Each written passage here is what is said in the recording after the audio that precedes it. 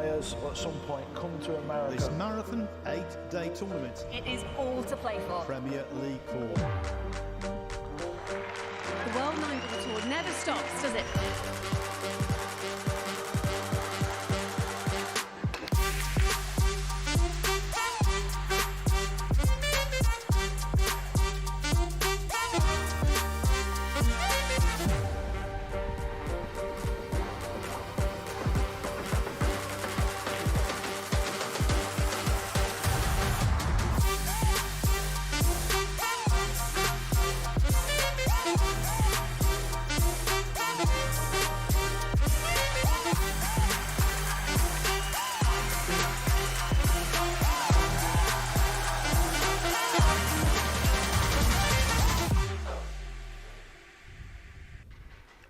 Welcome back to US 1 Billiards. We are in New Haven, Connecticut. This is day 4 of the Premier League pool.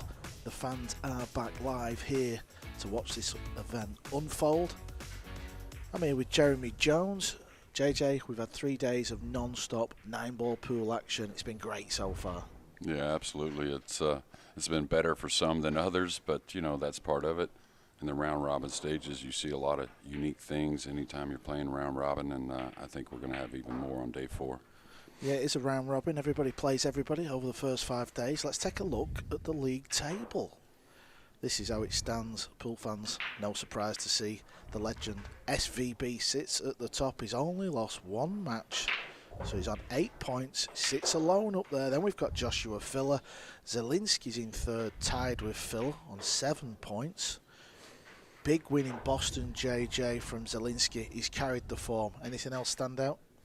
Well, I mean, not so good for the ones on the bottom, but there's been a lot of movement throughout the top and the middle. Sky Woodward with 3 big wins yesterday. I think he showed some form, but I think the best form from yesterday was Chong.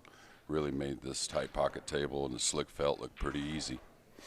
Well, talking of Chong, he's tied with his brother Yi. We've got a little bit of breaking news. US Open tickets, JJ, are on sale, and they're on sale now. Head over to matchroompool.com, get your tickets. It's pool's most prestigious tournament on the calendar, August 19th through to the 24th, so it's a little bit earlier this year. It's at Harrah's Resort, Atlantic City. That really feels like it's the home of the US Open now. I'll just repeat, matchroompool.com. Let's refresh our memories, JJ. What a performance this was by the younger brother of Yi. Chong played flawless, didn't he? Yeah, he sure did. He took an opening loss to Phil Gore and just did what he's done all of last year pretty much. Brian Drew got better every match, and everyone was feeling good for this guy, I think, even Federer Gorst. Everyone wants to be world champion, but a lot of his pool players will feel like the US Open is the one, don't they, in the sport. It's got the most history. You get the green jacket, all the greats have won the tournament. You've won it, JJ. What's it feeling, isn't it? Yeah, it's been like probably a little numb at that moment, but I'll tell you, he's a happy guy and a great smile from another great champion. Right, don't forget, 19th of August through to the 24th. You could be in the crowd, sat behind the US Open winner. Get your face on the TV. What a tournament. Back to the action, back to this year's Premier League pool. Let's see what we've got in store for you today. Yi, you hear us talk about the Cole brothers. He's up first against Dang, Battle of the Asians. Then we'll see Ruiz against Gorst. The match I'm looking forward to, JJ Shaw against Woodward. Albin against Feliciano. Feliciano will play back-to-back matches. He'll play young Bernie. And then we'll finish with he against Al-Qaeda. Al-Qaeda is having a mare. He's not won a point yet. Table 2 action. David Al-Qaeda will start off. It's not getting any easier. He's going to play Victor Zielinski. Filler against he. Win Antoine against Regalario. And then we're going to get the current US Open pool champion, Chong, against the legend, Shane Van Boening. He's won the US Open 5 times. He's tied with Earl the Pearl Strickland on 5. Then Shaw against Dang. Ruiz will finish off the afternoon's play against Win Antoine. Right, let's get off to table 1. You want to watch some 9-ball? We want to watch some 9-ball. It's Yi against Dang Jin Hu. Plays will lag for break. everybody's done well on the lag, haven't they, this week, JJ? You know, this table's been super fast, and another good example there. Look at the cue ball, it's nearly touching the rail. Yeah, Dang, hopefully he got a good night's sleep. I think I saw some frustration from him. He's usually high-spirited, but it hadn't been the best tournament so far, but he can make some change here.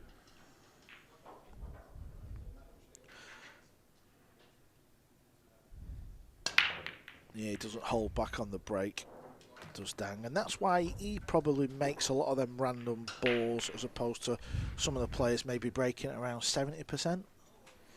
Yeah, absolutely. This table's been give and take, you know. As far as the break, we've seen some incredible golden breaks with the cue ball coming across, some unfortunate scratches, some untimely scratches, but overall good stuff here on table one. It's got a difficult little angle here on the one. I don't know if he can really work the cue ball up the table and back down, but he is a shot maker. He may just roll forward and take the cut on the two. You want to try and get better, though. Yeah, we've watched a lot of Dang. He's not scared to fly the cue ball around, is he? This is what he's doing. Oh, he's caught the 3 ball. He wants this 3 to stay over the pocket. That will help for the next shot.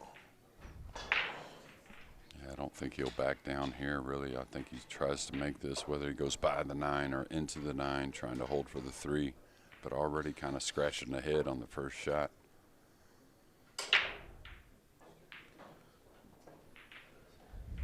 But I think, you know, Dang can look at this PLP. I mean, with the start he's had, it's going to be hard to win it. But, you know, he can advance. But also, I think, take a little away because I think he needs to change a little bit. He's a player in them longer races.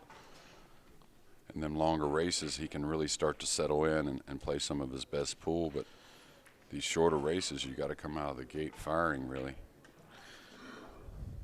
Yeah, just the 1 win out of 9, so not much better than Al-Qaedi. He sits in 15th place, does Dang. I mean, listen, we've said it's been the strongest PLP lineup we've seen.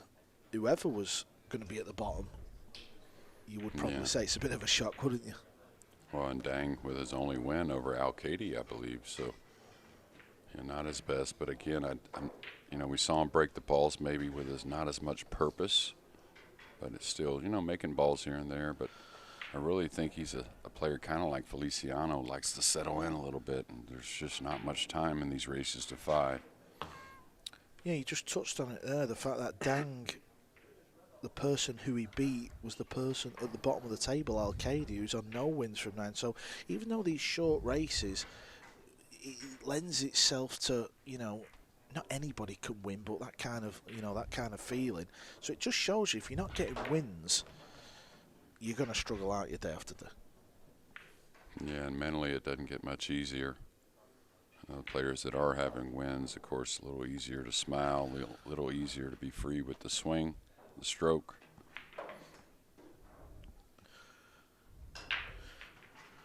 Copigny is he's actually one of my favourite players to watch. I just love the way he goes about the finish, and I feel like he just always lands the right side of his next ball, the right angle, like this shot.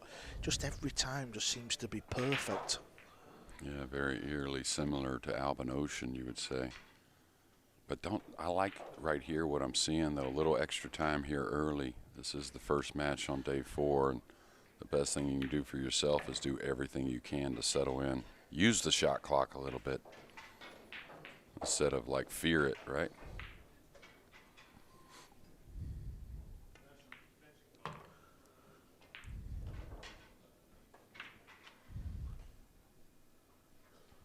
All right, pretty routine 9 here to get game 1. And we'll break the balls in game number 2. Copigny, our Whirlpool Masters champion, that's coming up at the end of April. Yeah, that's in Germany. Again, if you want tickets for the Whirlpool Masters, everything's on matchroompool.com. If you're struggling, just get over onto the website and you'll find everything on there, even the world rankings. There's loads of fun and cool things on the website, and as JJ said, Copigny will go to Germany next month to defend his title. He beat Kachi in the final last year. It was a great final, but Koping just wasn't to be denied. And then Kachi went on shortly after that to win the UK Open in serious class.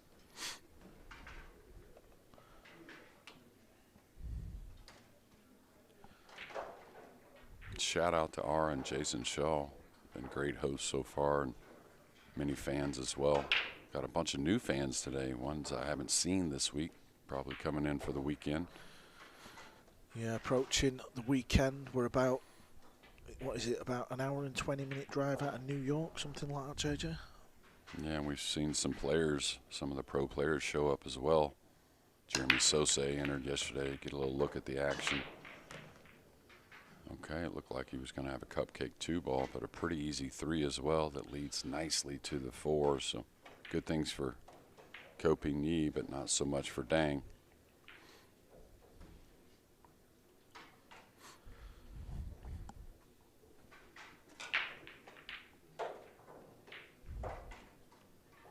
I think if he gets pretty heavy on the 4 here, he can cut the 5 from somewhat where the 4 is at.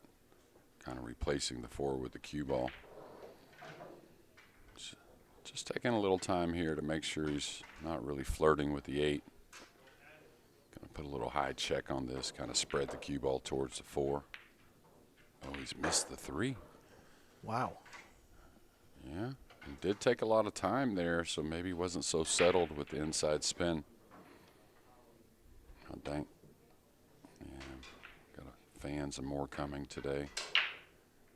Dang's got a thin one. He's got to ease it. I don't think that's going to get it. And I feel like there's certain shots that Dang doesn't like as much. If he gets to put speed on the ball, a little more comfortable than the light one.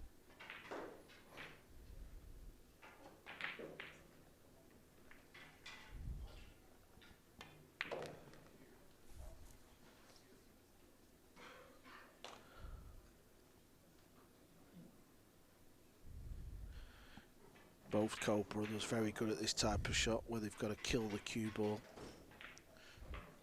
Just time the cue ball at the right time where it just, yeah, you see it just kills, just slows down right upon impact on the pink 4. And that type of shot is a bit easier when you're close like that on the slick table, but the one from distance is the one that's so impressive. All right, a little tricky here. Okay, nice shot here coming inside the 9-2 cushions. Yeah, it's Thursday here in West Haven, so as JJ said, more people will be coming into the pool room.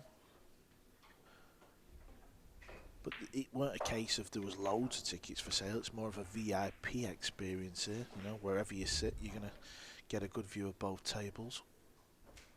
Yeah, well, you can tell that Ara and Jason, and of course Ara's mom has been busy at work, but they're all about quality here at US1. Quality shot, 2 rails around to get on the 8 and what should be a 2-0 lead. Yeah, what I like about Koping Yi and his brother is they've stuck with the wood shaft as well, haven't they? They've not gone down this carbon route. Now you're getting more stubborn in your old age there, Carl. And they don't wear a glove as well. Yeah, that to me is crazy with the carbon. I mean, I'd to powder up with the wood or wear a glove with the wood as well, but with the carbon, I certainly have to have a glove. 2-0's our score. Yeah, 2-0. And we'll take a nosy on table 2. Al-Qaeda is at the table and he's 1-0 up here. Looks like he's in a spot of bother on the blue too. He's playing Victor Zielinski. Yeah.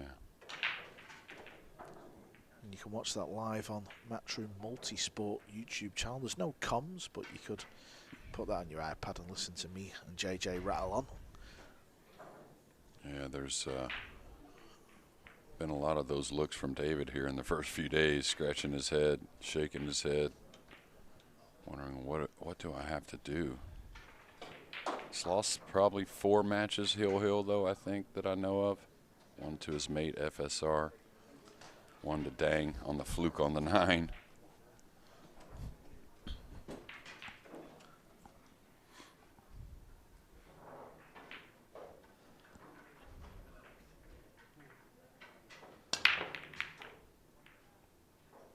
just not quite hitting the break how he would like, the way we seen him break when he won the Spanish Open last summer. That was a great week for him, wasn't it? JJ come back, and you know, we'd not really seen him since COVID, and he rocked up. He wasn't even playing in the World Cup of Pool either, was he? He wasn't in that team, but he'd come over to obviously watch his buddies play in that, and you know, obviously entered the Spanish Open, which was right before, and what a week that turned out to be for Dan. Yeah, it was a great week all the way around. We had 4 kind of semifinalists that, you know, Skyler had already made one, but Labutis, and of course, who lost in the final, Mark Weisterbosch. But just, you know, the Spanish crowd was awesome the entire week. Of course, the World Cup of Pool, I tell you, it was a pretty incredible event as well.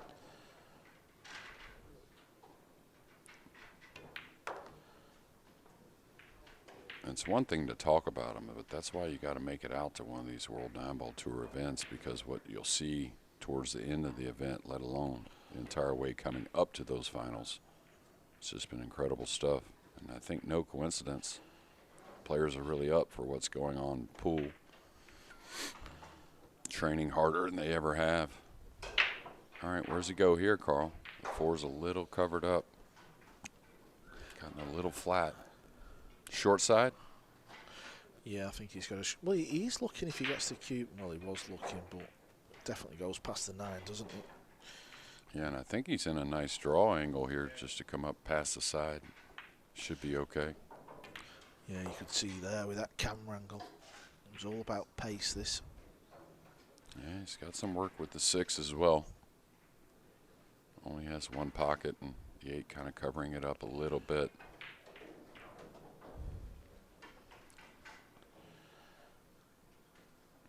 Much different pace around the table than his brother. His brother really picked it up yesterday. Of course, I think he was definitely the class of day 3, Koping Chong. Oh, nice shot there. He's going to have to make another nice one here. I don't think the 6 passes the 8. Maybe it does. Now, this is where I may consider coming 1 rail into the 6 if I can't pull it up the rail softly. And I guess the 6 does pass the 8. So this is going to be actually a bit easier. Just a bit of middle left English. May play more of the stun.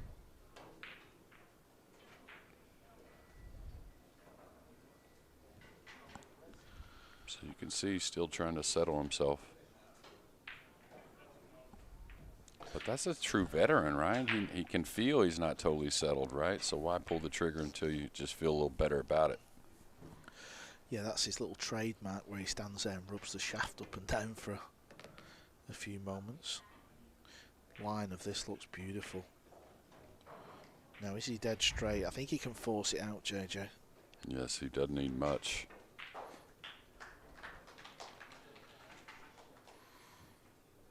Could even draw it if he had to. Well, this looks tight, though. I don't know. I think he has to slide the ball in a little bit. Yeah, and it's caused a miss. Decided to draw the ball with a little more pace. Don't know if this bank is set up. And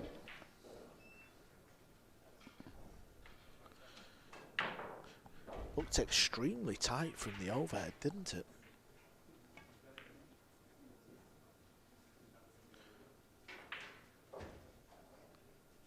Just a little shy. It wasn't easy, that. He was scared of scratching in the corner.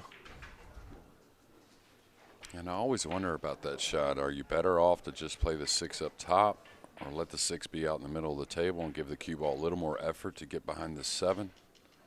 Kind of feel like these players, if they don't worry about the object ball so much, probably gets the cue ball where they want. Oh, great shot there. Might make them both. Make them both land perfect on the 8 ball. Nice angle just to flow it up top.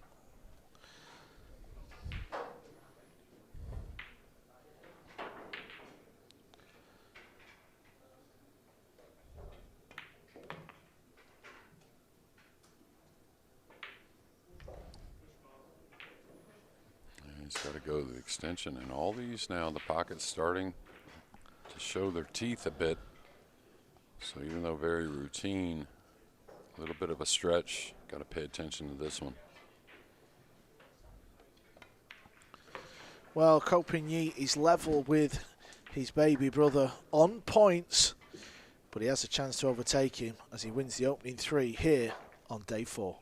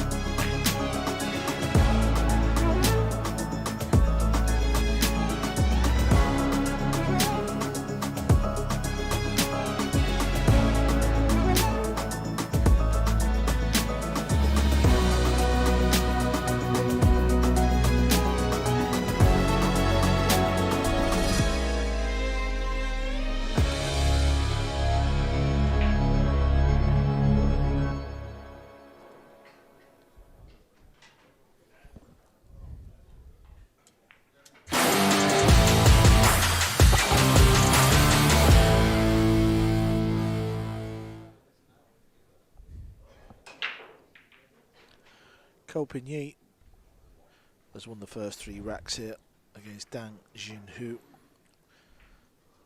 The nightmare continues for Dang. Just the 1 win out of 9 matches played. Ko Ping-yi to break in rack 4.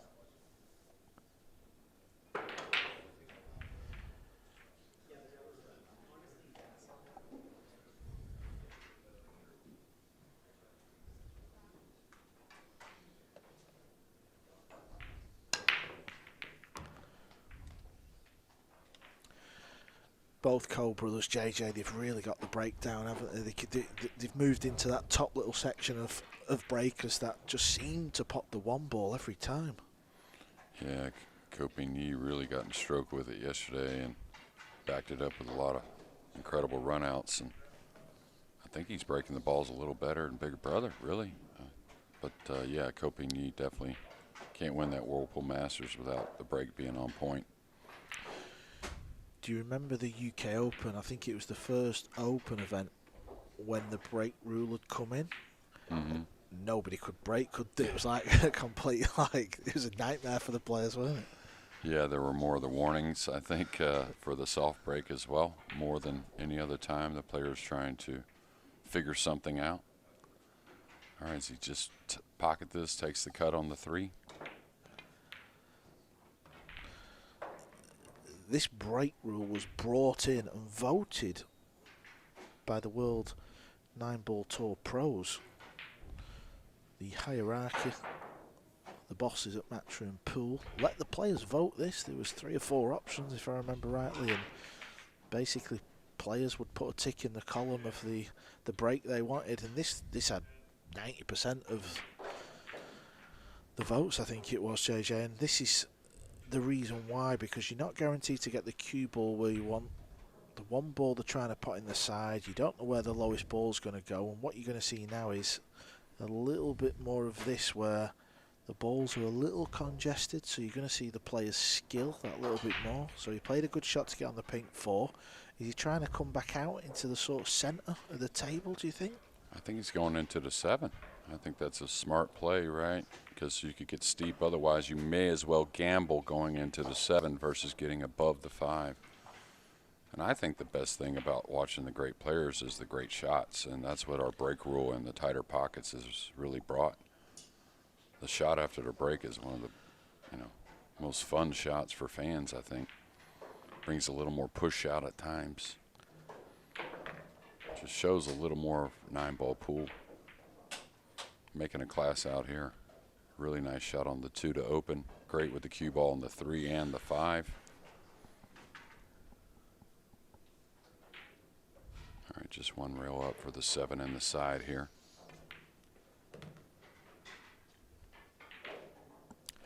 Yeah, it's always hard to pick a winner of a pool tournament. I always liken it to golf. Me, you know, it's hard to pick who's going to win a major golf tournament, isn't it? There's so many good players, and I think pool's very similar. But even this event, I think if you had to pick 5 players, you would still be on the good side of it.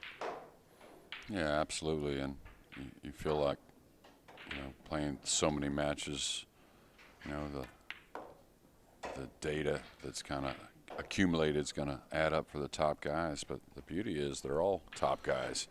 It's just a matter of them keep that focus, get a little more comfortable than the others.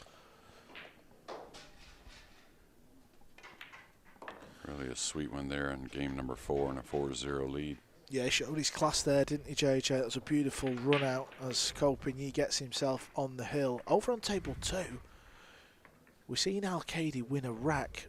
Unfortunately, he's lost the next 2. Zielinski, he's 2-1 up over there. Again, Matchroom Multisport YouTube is where you can watch the action. Maybe you want to sweat that to see the historic moment of Al-Kaidi winning his first point of the event. You know, like I said, he lost several matches hill. Not a whole lot of luck, but also he'd tell you as well, he hasn't played his best. Yeah, he signed a new Q deal as well, JJ. Obviously, beginning of the year, some pool players, you know, they're signing new Q deals, and Al-Kaidi's now playing with a brand new Q, and I think he's not quite used to it yet. Well, the thing is, when a few go wrong, it gets very mental about the new cue and any change of anything, you know, whether it be the cue ball, now a dry break, another dry break. Yeah, has this been the downfall of his week? Because he's not getting to the table first too many times. He's not getting to play the first shot, whether it's a push out or a pot or a safety. He's not getting that opportunity. Copigny's going to have an easy hook to play here. Yeah, he may go for the one, you never know, but it is playable. But could go for maybe the cross corner bank as well, trying to hold behind the 2. And Dang's 1 ball did rattle the side, but the point is it hasn't been consistent at all. So I've been saying it, you have to have some kind of purpose with this break. Yeah, Cole, looking at that angle, he'll definitely take this off on in the side pocket.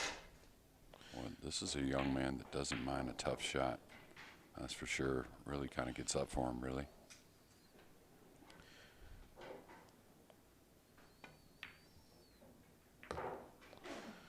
Good pace. Any harder, that would have probably stayed on the table. And now in prime position just to follow through the 2. You see the 3-4 near, the 5 across. Some work from the 6 to the 7 to the 8, so he's got to maintain, but you got to figure after the last out, getting that tough 1 ball down, things looking good for Copigny. I think the Cole brothers as well, JJ, I think when you look at them throughout the whole season, you know, let's say if they play 40 pool tournaments, they just always seem to play the right shot. They never get frustrated. You know, we've seen Jason Shaw yesterday have a few swipes. Bit of frustration.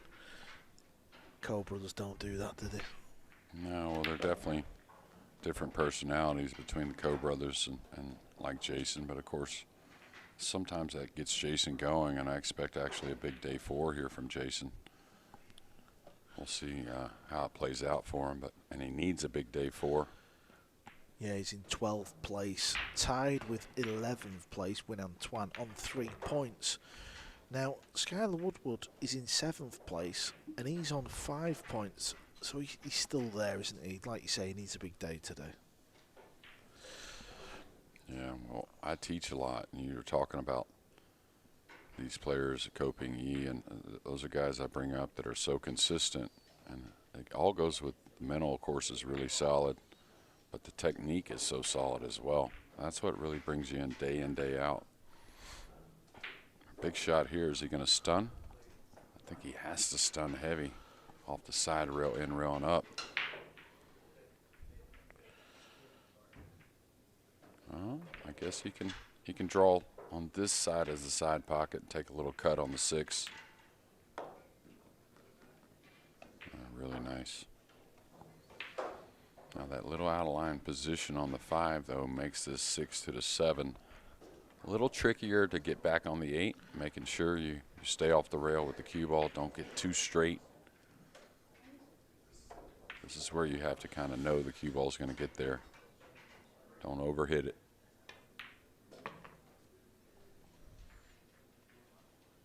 It's going to get a little flat, so it's going to be top inside. You see where he's pointed just past the side pocket, because the way the slick table reacts on this shot, if you overhit it, it can arc quite a bit. So you want to kind of float 2 rails. Needs to slow down a little bit. It's going to get a little weird. This is a difficult shot, I tell you.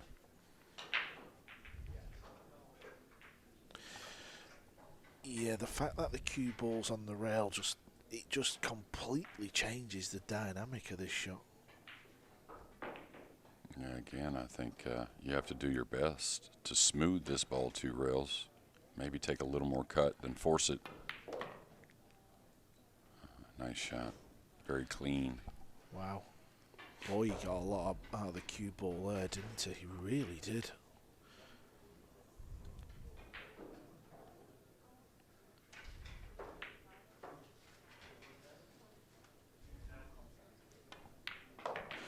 Well, Copigny has carried off from where he left off yesterday. He served the donut up against Dang Jin Hu as he wins 5 racks to 0. We're going to take a short break. Don't go too far away. We have got a beauty coming up next. It's Ruiz versus Gorst.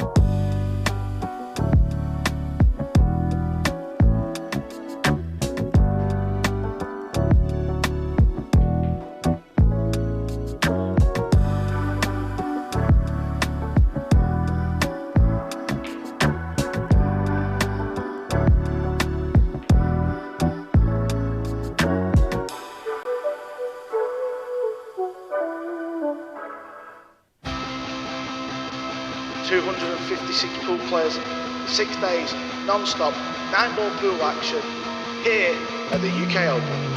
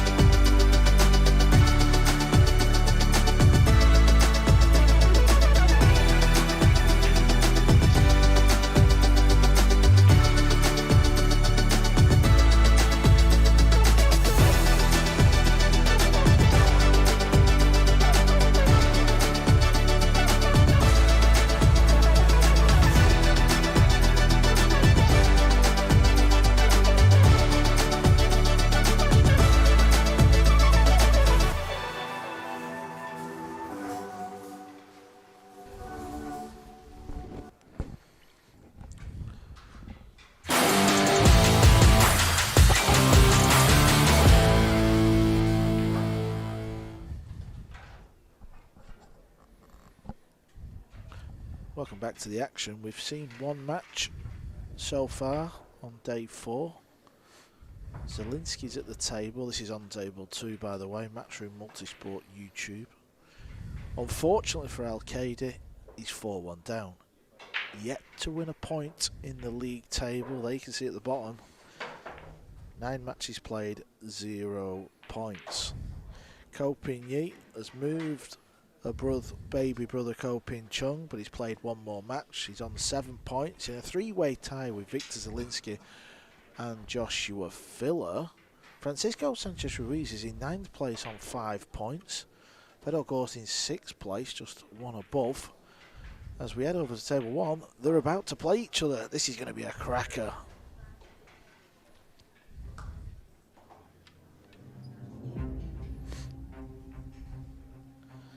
Here's the lag. This will determine who breaks first. Whoever wins the lag never gives it up. I think somebody should do that one day, just to say they've done it. Well, you can break. You saw Pat Fleming in here yesterday, right? Yeah. Yeah. Well, whenever we came out with the break box a long time ago, and the pockets were pretty tough as well on the table, it got so mental for some players. He actually deferred the break through matches. Even when he won the game, he would give up the break, and of course every player would take it. But you know, of course, he kept percentages on everything, and he felt like it was a better percentage to give up the break. Of course, no other player in the tournament did it besides Pat, but pretty interesting stuff. Little look at the 2 here, maybe. Did he win? Did he win the tournament? No, he didn't win any of the tournaments that I saw, but he's won tournaments before. I don't know if he won them deferring the break or not. SVB in the building, getting some practice in, like always. All right, I don't think he can do much here besides just try and make it, come across, see what he kind of develops. Ooh, nice shot getting ahead. He's going to play a nice safety in return here.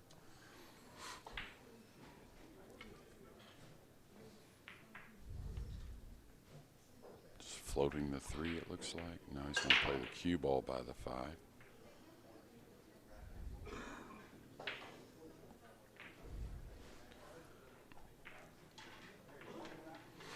I don't think, even though he's won, I think 6 out of 9, Fedor Gorst, I don't think we've seen his best pool yet. I think he's going to get better here on day 4.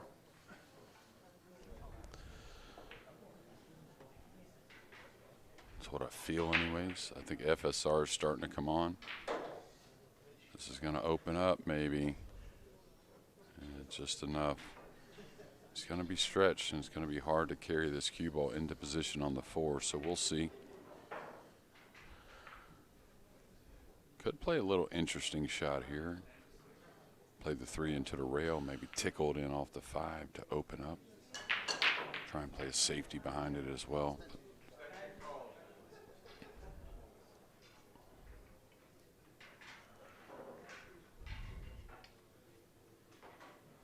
Probably the safety in return here.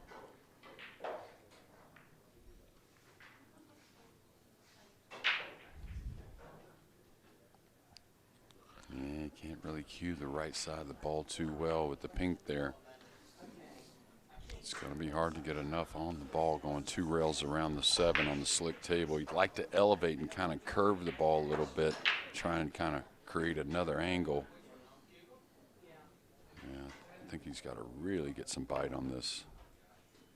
It's still going to go long. It's just tough, especially I think the 7 wasn't as much a problem as the ball he was cueing next to.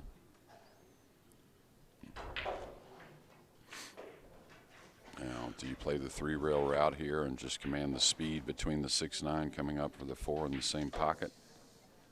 Looks like the shot. Yeah, just always a bit scared if you overhit it, and especially on this table, it's one of the fastest tables we've seen. Can end up on that long rail, can't it? But this looks okay. Yeah, pretty good, but still going to be close. Oh, all right. Wowzers, that gives you a real indication of how quick the bed's playing. Yeah. very dry, crisp weather out there today, so it'll probably be as fast as any of the days so far.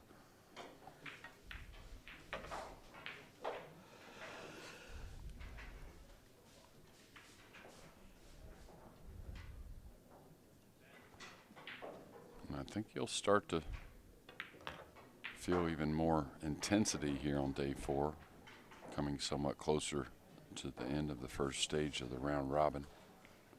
That'll end tomorrow.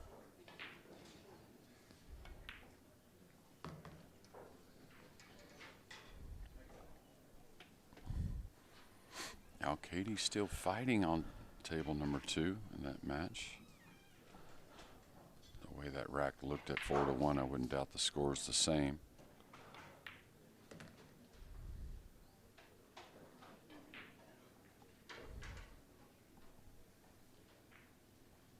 All right, just comes one rail here. Now he's going to go the 2.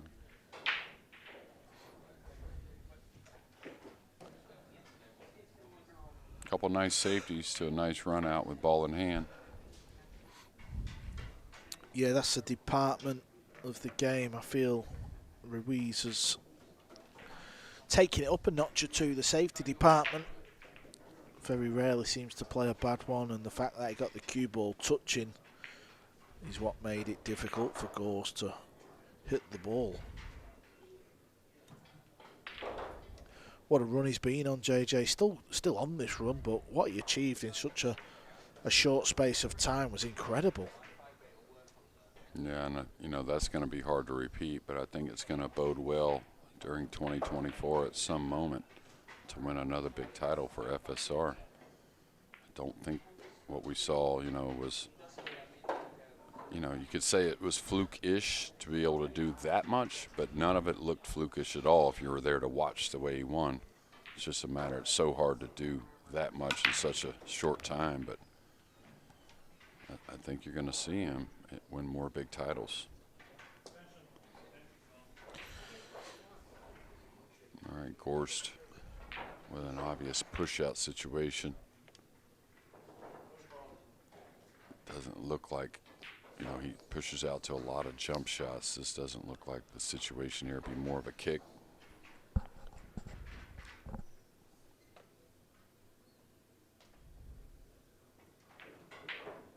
But again, I've seen tougher layouts every day in this PLP.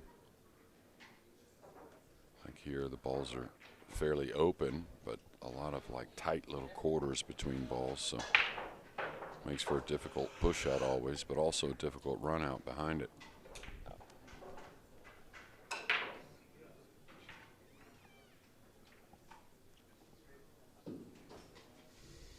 Looks like he's going to move the 3 a bit to open up the kick shot.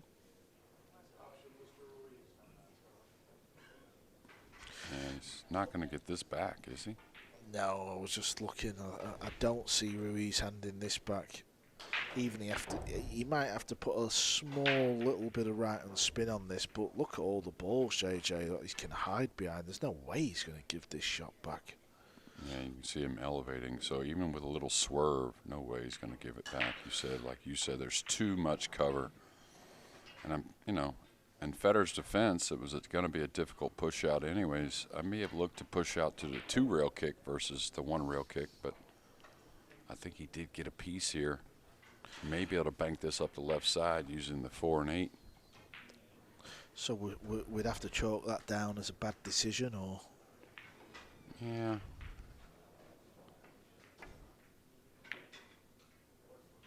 It's going to be overhit a bit.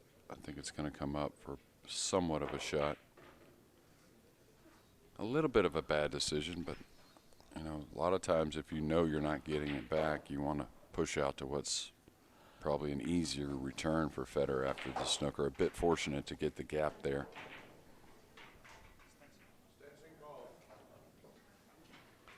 Yeah, what he's looking at now, I think, is kind of crossing the 2 over, banking the 2 towards the 7, and run the cube off the side rail, the bottom rail, and back up to the center of the table.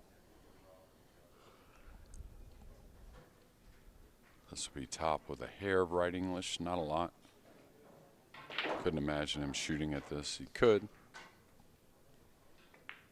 I think the prudent play, the solid play is, again, banking the 2 towards the 7, bring the cue ball 2 rails up like that. Oh, he didn't put no right spin. He didn't put any right spin on it. A little fortunate. Little delicate one coming up here for Fedor. He's going to just flick off the edge of this ball. Use the purple 5 in the 9 ball. Table 2 is over, unfortunately. Al-Qaidi goes into double figures without a single point. Zielinski wins 5-1. More heartache for Al-Qaidi.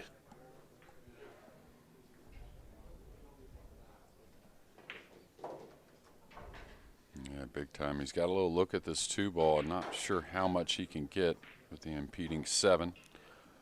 Is the cue ball going right towards the side here?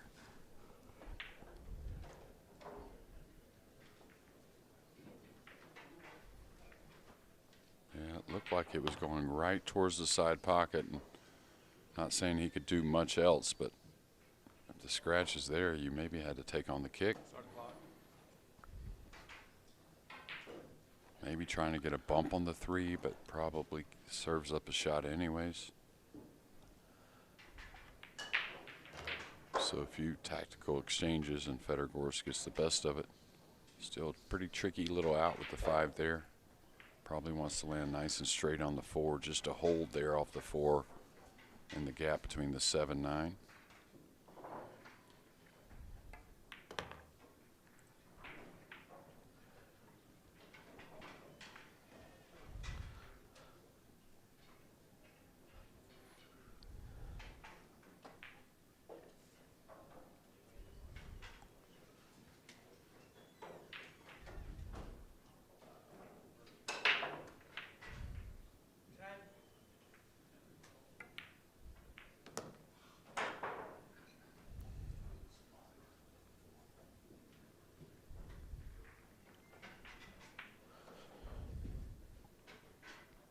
Probably send the cue ball 2 rails here, just off the left rail.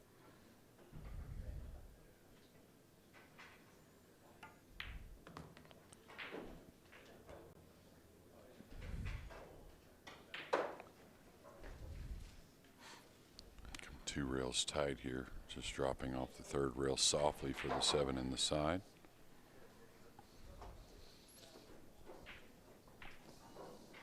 And again, you really can't take a shot off. I mean, this looks pretty routine as it is as far as the plan in the shot, but these pockets are difficult, so looks like pretty good speed here. Checked a little off the 3rd rail, shouldn't be a problem.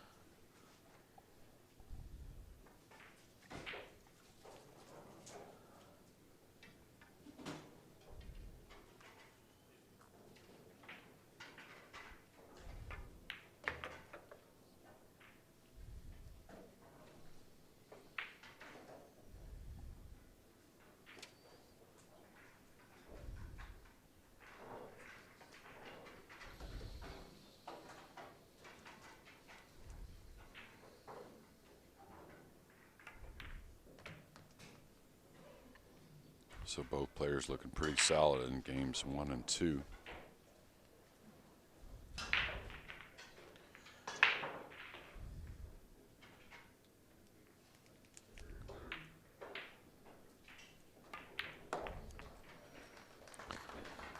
Gorst wins rack 2. He's currently on 6 points in the league table. So this is a big match for both players, where they sit in the league table. Yeah, what do you see for Gorst this year? I mean, he got a World Nineball title pretty early in his career, and got to that U.S. Open final last year. He wants big titles. That's what he wants. Yeah, he wants a big title on the WNT tour, doesn't he, as well? That's what he's desperate to get. He's knocked on the door a few times.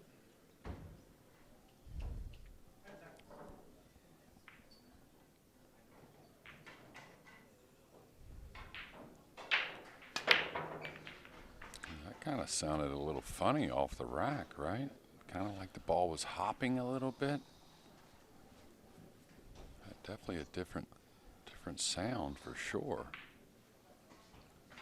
I'm not saying the rack acted that much different. Besides the dry break, we don't see FSR miss the one very often, but definitely a little odd there in my opinion.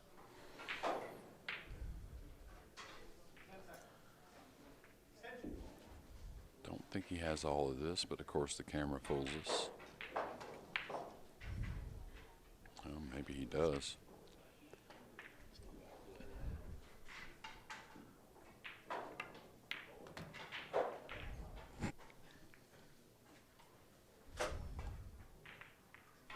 Fell a little straight here. May have won a little angle to get above the 3 now. Probably has to play it in the side.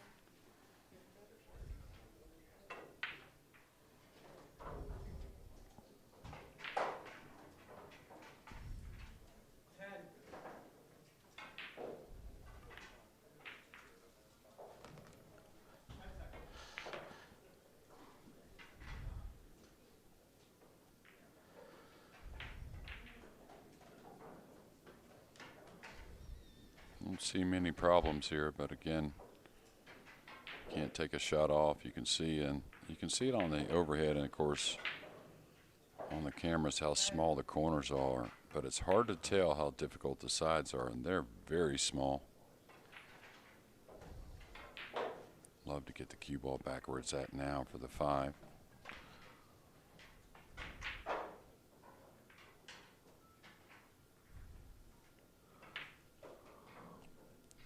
It's a great view of his cue action from above, isn't it? If you look at his arm and his cue, everything's running through in a perfect straight line.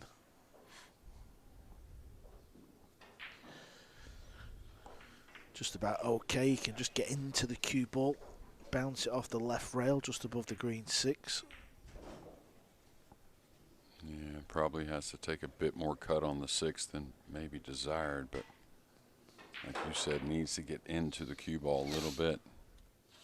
Wouldn't want to drift over and bump the 6. Not with the 8 there. Most likely a pocket would develop, but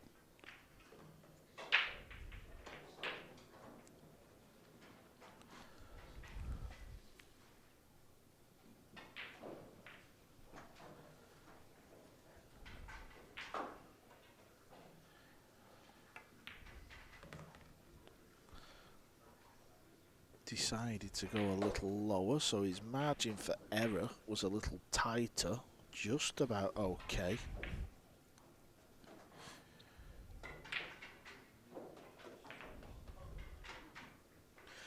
This isn't the pocket he would have wanted to play the 6 in when he started this clearance. Just got to bear down, make sure you pot the ball. Cue ball will float out into the centre of the table, straight in the middle. Good pot. yeah, perfect on the 7, and both these two, along with Koping Yi on table 1, are working hard early here on day 4.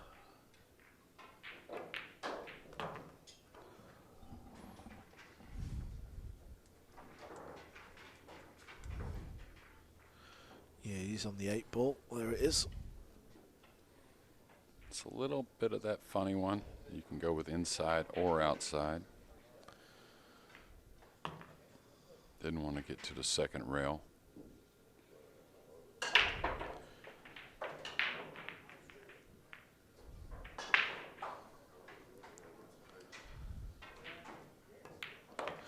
Okay, this has been a strong start for both players here. Both players look really up for this, they really do. It's Gorst who takes an early 2-1 lead over Ruiz.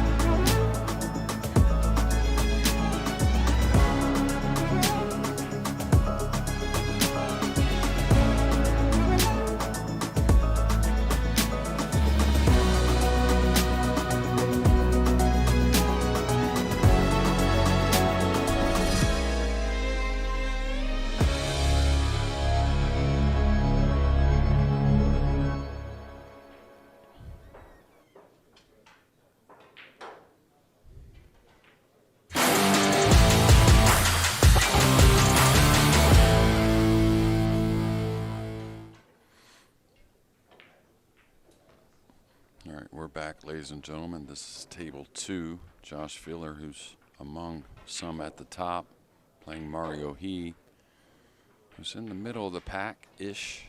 Didn't have his best day yesterday. A lot of crazy stuff. Seems like Mario He lately, there's been some crazy scenarios. A good look at Federer Gorst now to break the balls in game number 4.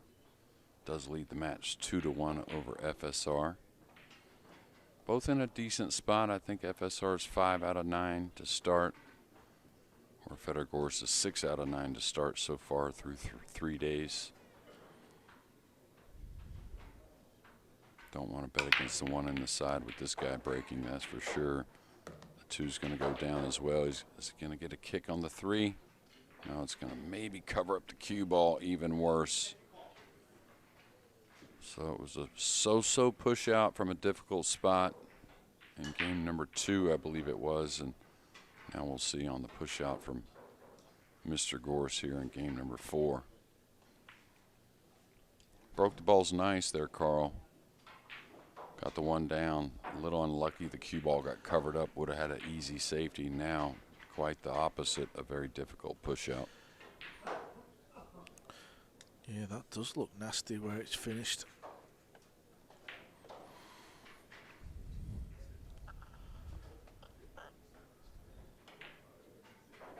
Doesn't want to give up anything offensive, that's for sure, but you don't want to get tucked away on a simple safety. May try to push the 6 up the rail here, maybe. I don't know. Give a little clip on the 3.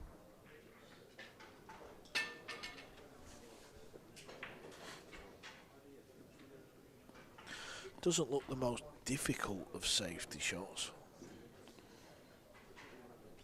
Seems like he could edge the 3 up the rail pretty easily, but that leaves a pretty easy kick in return. But don't want to fool around and miss the snooker from this spot, even if it does, you know, leave an easy kick and for Gorst.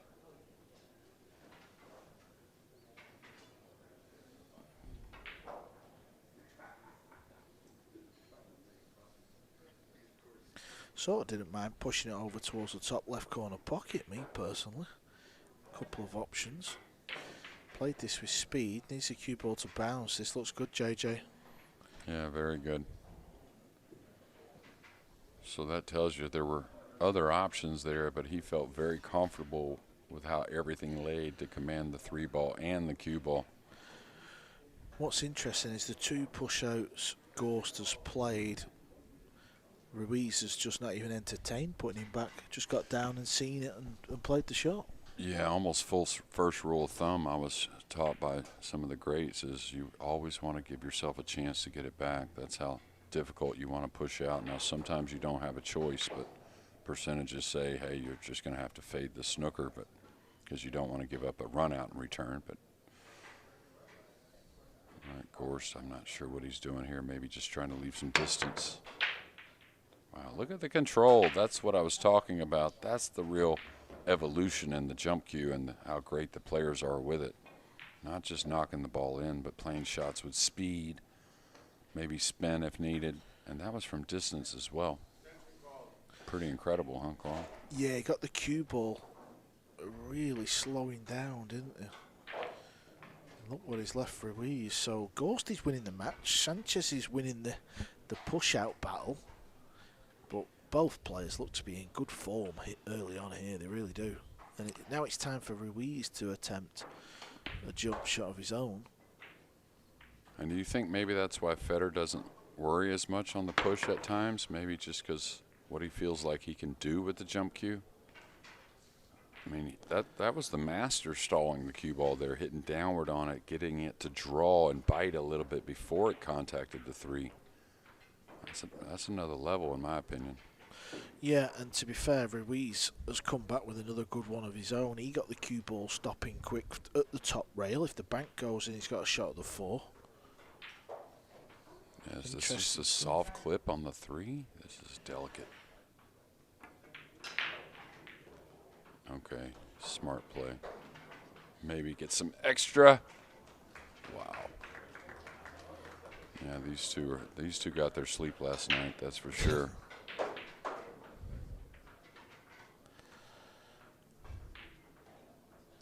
that's what we kind of started to see yesterday, I think. The players that are feeling good about the record and their play so far are just getting better, where others on the fence and maybe at the bottom heading the other direction. Oh, he's curving this, trying to get into it, 2 rails. Beautiful hit with the speed again. I know he's going to give up a shot, but got to be pretty happy overall.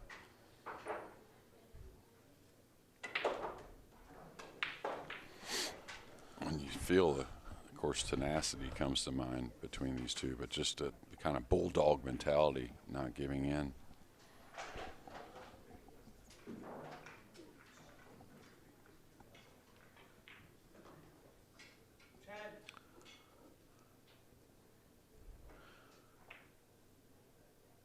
Doesn't even look like he's attacking here. Little surprise, JJ, or not? A little bit, but I think he feared that there was maybe a scratch off the 8 in the right corner if he did knock in that big ball. So, I mean, I don't mind it. I mean, pockets 4 inches, shelf's a little shallow, if we're being honest, but you don't always want to just see people firing up balls, do you? well, and also, you know, from certain angles, that shelf doesn't really matter. I mean, you got to hit it pretty clean coming from the center of the table. Watch out, cue ball.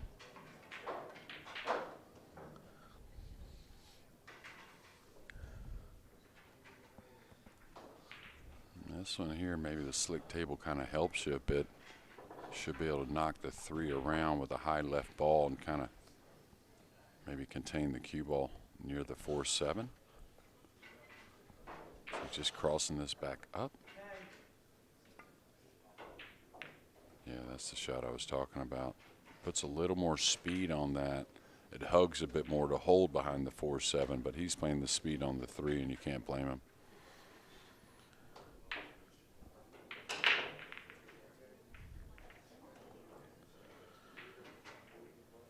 Well, he's laid this down. The 3 getting near that rail makes all the subtle little clip shots very difficult. Can't play the soft one, hold behind the 8. I wonder if he tries to maybe pocket this ball, playing a 2-way if he misses it. Yeah, hoping it bounces back out like that. Real smart play, and definitely by design.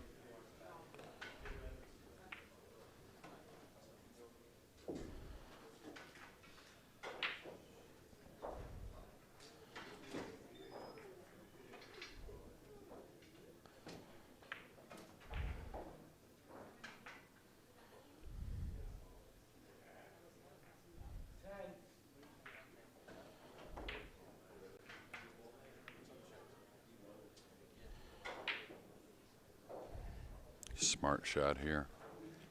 May not get the total snooker. It's close. Very heady playing the 3. Would spin, cutting it quite a bit. Getting it 2 rails away from the pocket, trying to utilize the 6.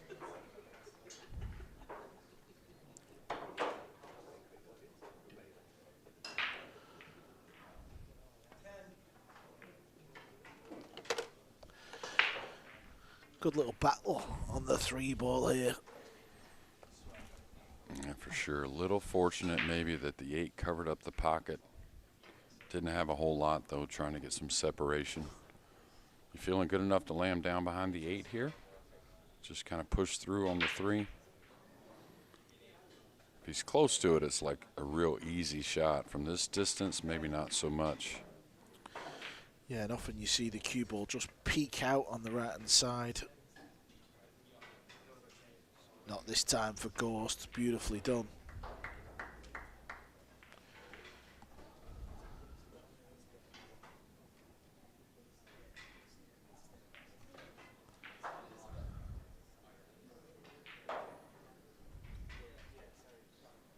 Yeah, he's just got to use that kicking skill here. He's going to dig down on the ball a bit. Yeah, he's got to let it grab, though. I like the line. Oh, great hit. Going to get the cue ball over the 7 as well.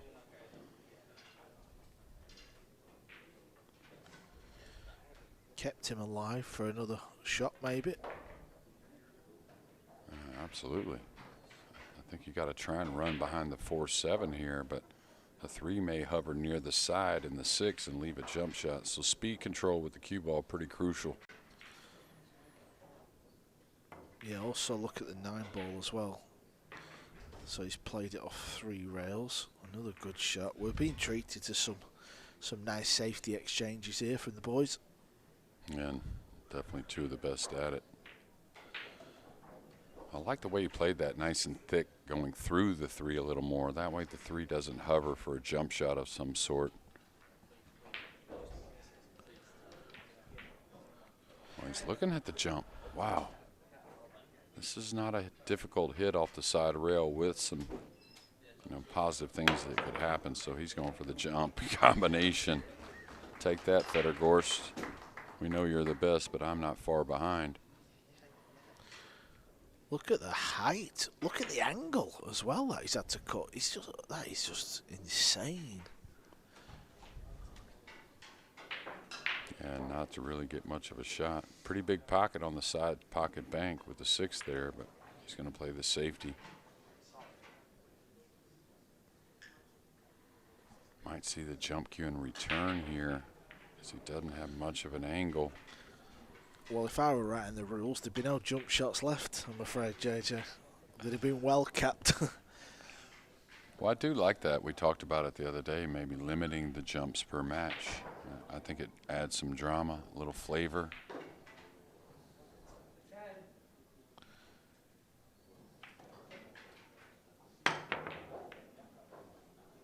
May fluke something. Knocks the 4 a little out of position, so still nothing easy here. I think he's going to attack, trying to pull the ball some 3 rails and maybe cannon into the 5 off the 3rd cushion.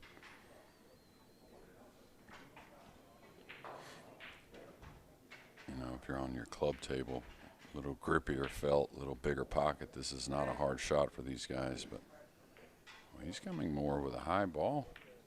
I don't even know if he was trying to make that, to be fair.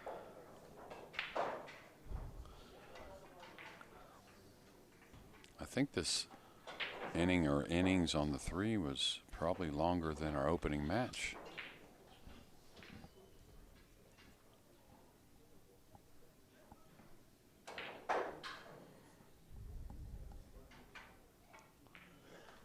And with the 4-5 tied up, I may just bunt the 3 to the side rail, put the cue ball on the side rail, let him have a look. This is okay as well. He's going to leave distance. He may get a little extra again. Here comes the jump cue again, JJ. Which I suppose it's been pretty entertaining, even though we've seen quite a lot of jumps. Yeah, they haven't been anything easy. Really super impressive with the jumps overall.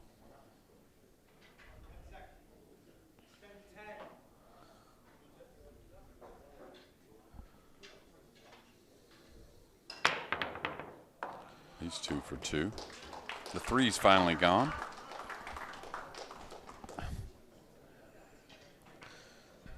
It's becoming a little silly, this. We might have to tighten the pockets up, JJ. Well, always talked about how great the players are, but once the game starts coming into shape, worldwide, the production, everything, and of course dollars growing, the players are going to get even better. Carl's going to get scary.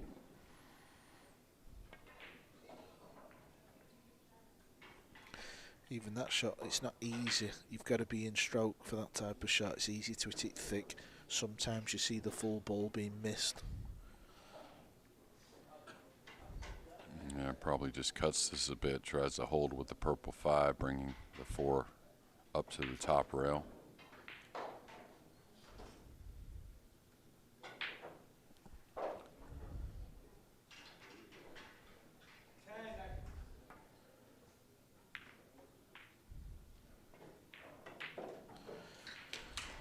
Well, this has arguably been the rack of the tournament.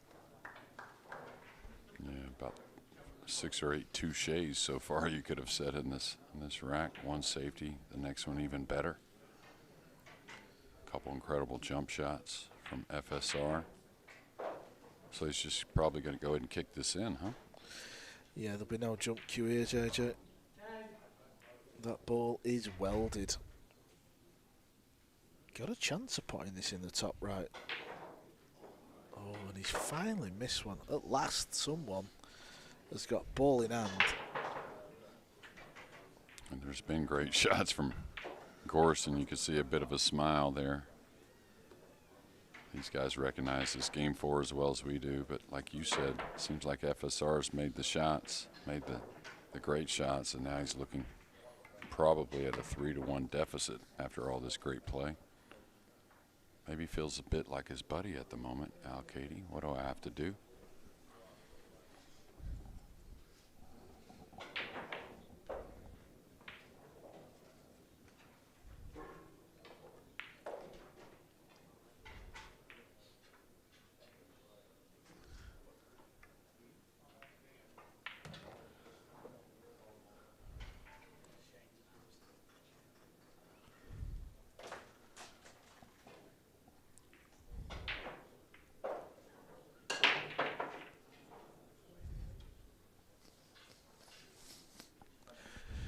Cue ball's going to travel a little bit here.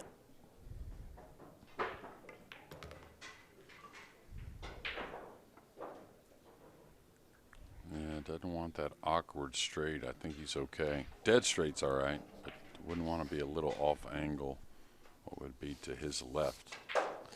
Now he just draws a cue ball on the line, maybe somewhat where it's at now. Well, he's hitting a high ball, so he's coming 3 rails. He does have that angle I was talking about. So he didn't want to draw on top of the 3, or excuse me, on top of the 9.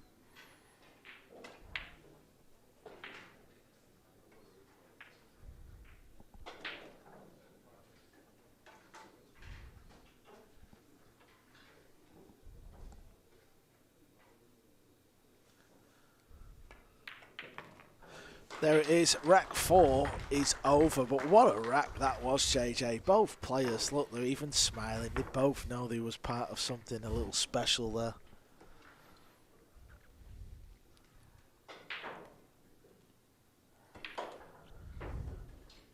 This is table 2. Filla's at the table. It's down 3-1. Matchroom Multisport YouTube if you want to watch Filla and Heat.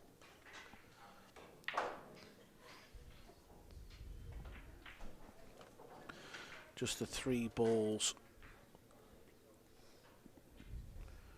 remain for Filla. Let's have a look at the league table on my phone. If you want to check out the league table, by the way, WNTLivescores.com. You can see all the matches, actually, the up-and-coming matches, the past matches, and you can see the live leaderboard. Filla is in 3rd place on 7 points.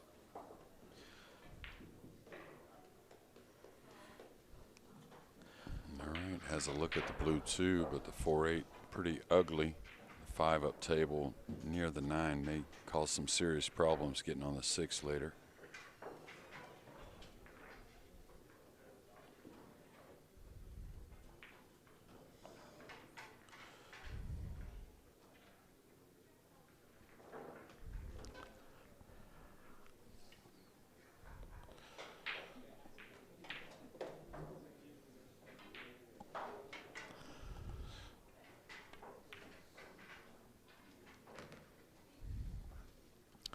Work to do here, JJ.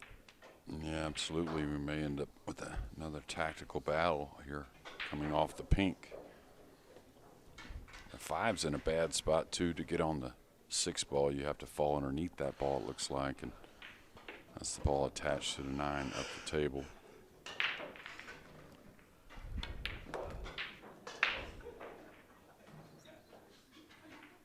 Good thing is he's going to knock that 4 somewhat up near that 5. So I'll tell you, the safeties haven't paid off as much as you would figure for FSR. It's been a lot of incredible returns from Fedor Gorst.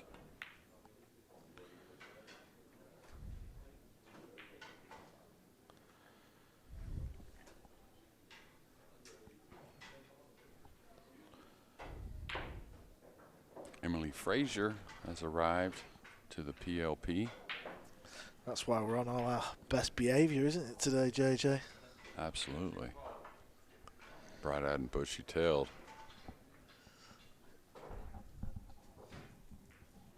Okay, I think he has to slow spin this, maybe curve a hair around the 8. Not the worst with the light kick at the 4 with the 5-9 there. You could always leave a shot, but maybe never, or very difficult to get position. It's going to open too much. Oh no, there you have it. That's what I was saying. The safeties haven't paid off for FSR as good as they've been. The returns have been a little better from Gorst. Yeah, thin either side, good things could happen. Wasn't easy to swerve and play it that slow. The execution was phenomenal. And anytime you have a ball you're kicking at and there are other balls near, I really think the softer kick. Now that one required softer because he had to masse the ball a bit, but I think the softer kick is overlooked. Definitely not overlooked there.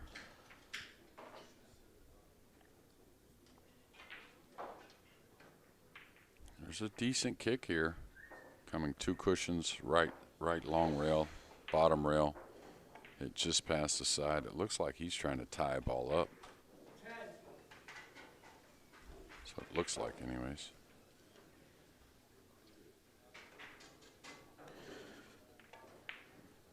How's the touch? Feel like you've played a good shot there. Then when you walk around and you've left a dead combo, you're like, wow, give me a small break.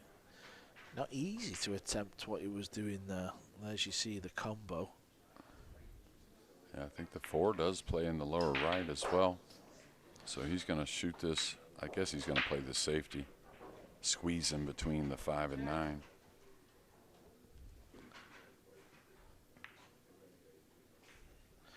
He's enjoying this. He's fed up.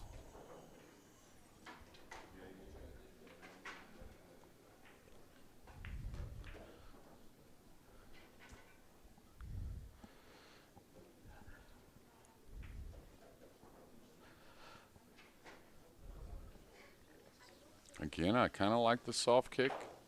Trying to bunt the 4 somewhere.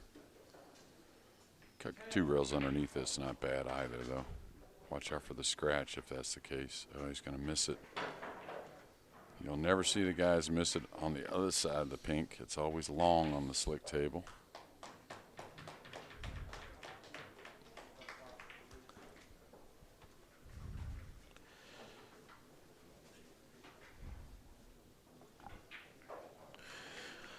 Over on table 2, Mario He is on the hill against Filler. He leads Filler 4x to 2. Mario He sits in 10th place. Let's not forget, after tomorrow's play, that's the 5th day, we're going to lose the bottom 6. 16 players started this event. The top 8 on the World Nineball Tour rankings, and then 8 wildcards. Be interesting to see out the top 10, JJ, when tomorrow evening comes. How many seeds have made it through and how many of the wildcards? Yeah, good point, Carl. And so far, the seeded players have been the cream of the crop.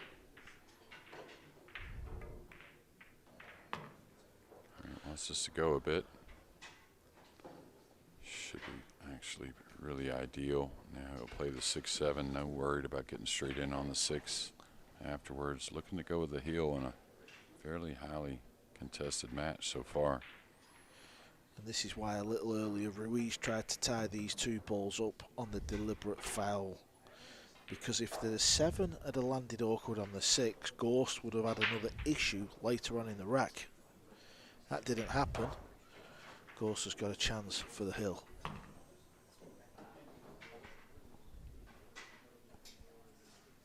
And you can tell a quick eye on the cue ball, still a little bit sharked by the speed of the bed. I don't think it's something you can really quit thinking about. You have to be a little bit mindful. You don't want to stress over it, but definitely have to understand how fast the bet is and how easy the cue ball moves. Super solid for Gorst so far. FSR about the same, just not a whole lot of luck in return. And a pretty routine 9 to take a 4-1 lead.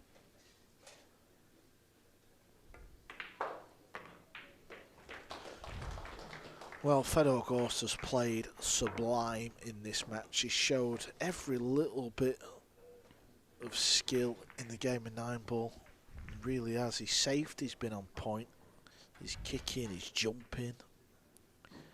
He's even smiled when he's done it, JJ. Yeah, absolutely. It's the kind of matches, of course, they all want to run out, but when you grind through and don't give up at any point, no matter how difficult something looks.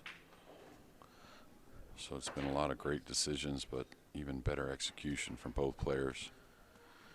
Yeah, over on table 2, Mario Heat is at the table. He's on the hill against Joshua Filler. Filler, as I said, he's in 3rd place on 7 points, tied with Ko Ping Yi. Victor Zielinski's on 8 points, tied with Shane, but Shane's got a game in hand. So big point. Could be a big win for Mario Heat as Gorst breaks. There goes the 1 ball. 2 ball looks like it's going to come out over the centre, and this is, well, you'd pay big money for this split, JJ, on the hill, wouldn't you? Yeah, this is the one you want to win the tournament. I was going to say the best connection I've seen from Gorst in this match, and they've all been pretty good, but this one you could tell the timing was perfect, and now the result even better. No stress here, huh? Couple cupcakes to start, the 4 near the 7. No balls really near the rail too much. This is table 2, what we were just alluding to. This also helps the rest of the field. This keeps Filler on 7 points, keeps him in his tracks. This will move Mario up to 5 points, level with Albin Ouschan and Francisco Sanchez Ruiz. And of course, Ruiz looks like he's going to lose on table 1. It's all happening here on day 4.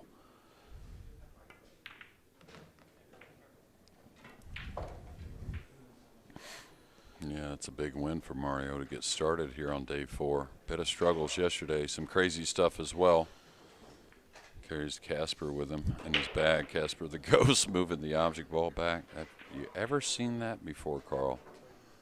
It's unbelievable.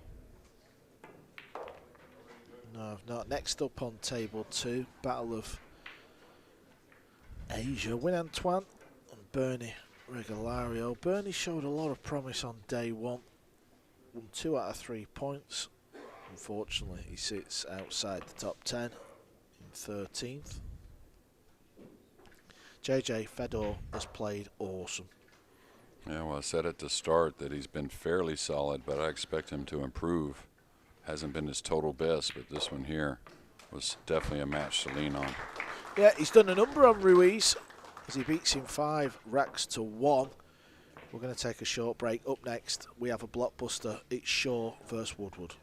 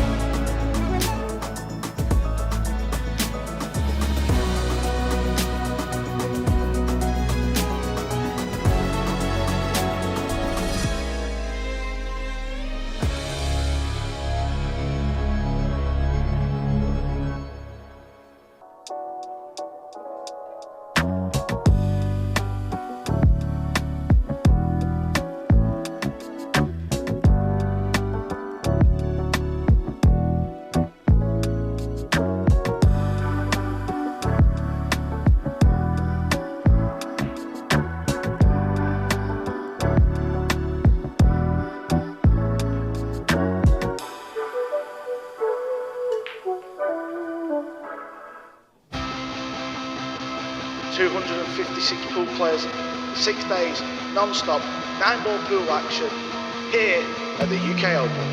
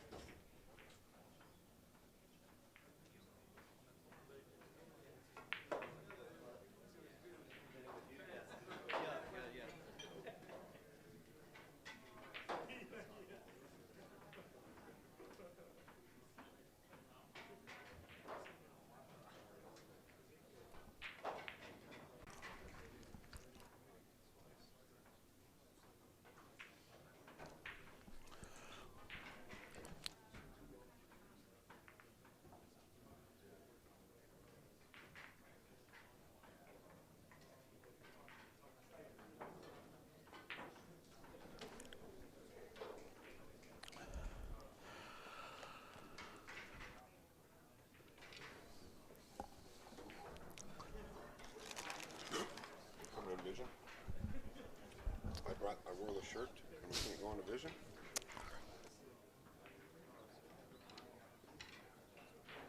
Got a haircut? Got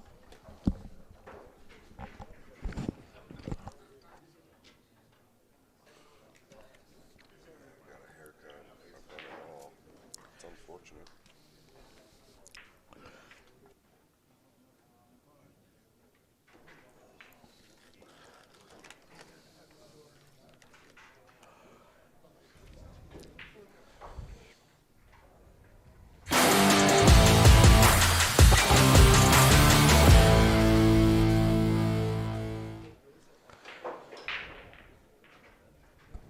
Welcome back to US 1 Billiards, the home of Jason Shaw.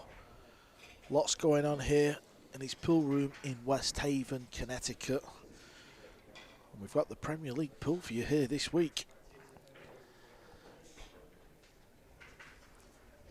That's table 2 action, we'll get to that in a moment. This is the leaderboard as it stands. SVB's still played 9, he's yet to play, he's still at the top.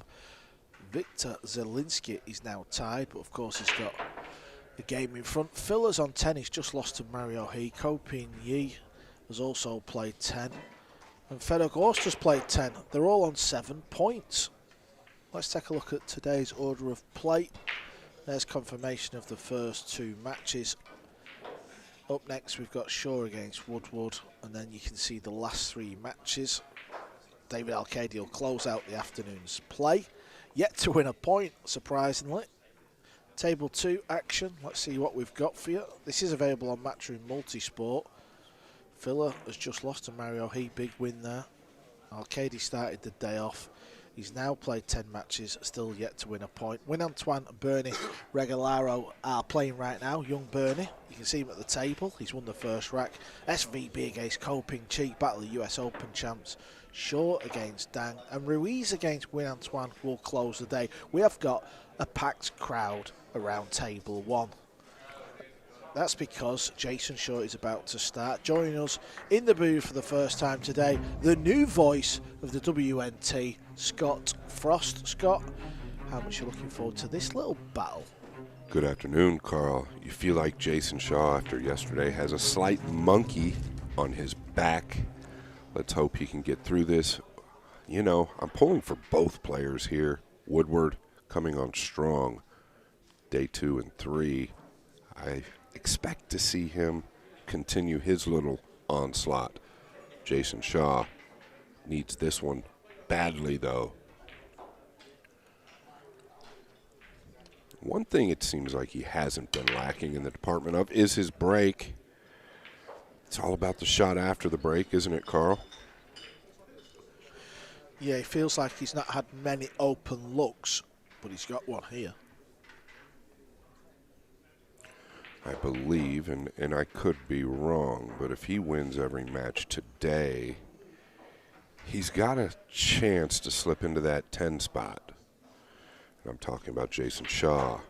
Skylar Woodward has other plans. He's going to go at the right middle here. And there was no question. Yeah, we did just see the leaderboard, but I'll recap. Shaw's only on 3 points. He's played 9. Skylar Woodward's on 5 points. He's also played 9, as the 3 ball only just falls in the pocket. And Skylar Woodward's in 7th place, Shaw's in 12th. So, as Scott said, you feel like Shaw, he needs to win 3 games, doesn't he, today? Yeah. A little tricky here as well. He overcut the 3. Wanted to get flat or straight in on the pink 4. He's left-handed. Easy to reach if he's straight in, and the 5 sets up nicely in the top right. But this causes some problems with this little angle that he's got. Look how close his bridge hand was to the cue ball there. It's actually quite rare at top level. Obviously, the closer you are, the less movement you've got to get that. But he gets extremely close, doesn't he? And not only that, he stays choked up on the cue quite a bit. Here, he's choked up pretty good. I mean, he's at the end of the wrap, but a lot of these guys will really get back there. And he almost missed the 3, Carl, and now he's missed the 5. So you've got to wonder, what is the future of Jason Shaw at the PLP? Well, if there's not much future left, I suppose he's not got far to go home, has he? Because this is his home. It seems like a nice area. Everybody very, very friendly. I've not encountered one person that was out of line. It's just been a really, really nice trip. Woodward coming back to the right area. Pretty unfortunate he doesn't clip the black 8 or the green 6. How do you come between these balls like this? Well, just through the middle. Might be forced here, Carl, to lay him up on the 8. Doesn't want the 6 all the way up at the top rail. He needs it off a little. Took a little gamble, didn't he? He knew he was leaving Shaw a kick shot that Shaw should definitely hit, of course, but he's trying to pot this 2 rails. Gamble paid off for Woodward. Yeah, and that kick shot is tough. It's really hard to predict how it's going to come off the second rail. The club table, much easier to predict. Newer cloth. That shot isn't easy, especially with the little speed that he hit it with.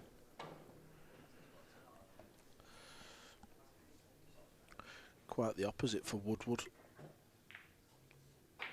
in the sense of he had a big day yesterday to put himself on 5 points.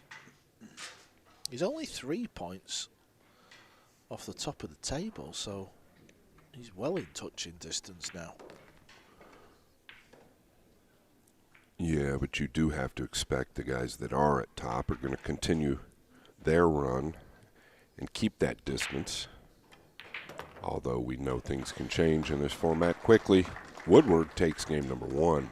Yeah, well, Phil just got beat on table 2 off he, and he's on 7 points. He stays on 7 points. So if Woodward gets a win here, he moves right up behind the chasing pack. So big day here today for this year's PLP. And another player we're not really mentioning enough, in my opinion, is Fedor Gorst. He is a grinder. Obviously, everybody knows who he is. I think this format suits him. He's in the 7th spot, too, 7 out of 10 points. So it'll be interesting to see how he performs the rest of the day. Well, me and JJ have just done his match. He played unbelievable. For me, that was the match of the tournament. Both players played sublime. We had a rack in the middle of that match that went on for about 15 minutes. Safety and kicking at its best. Oh, it's great to hear.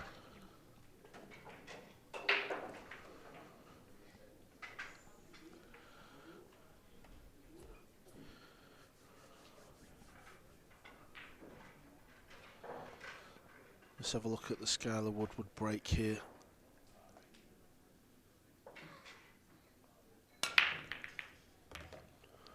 There it is. Yeah, and the timing looks much better, Carl. He's not real quick in that final swing. Look at how smooth he is there. The motion forward is quick, but that's okay. He's building acceleration. The motion back is what's important. He's got good control of it. He better get good control of this long ball. If he can get it down, he's got an opportunity to win the game.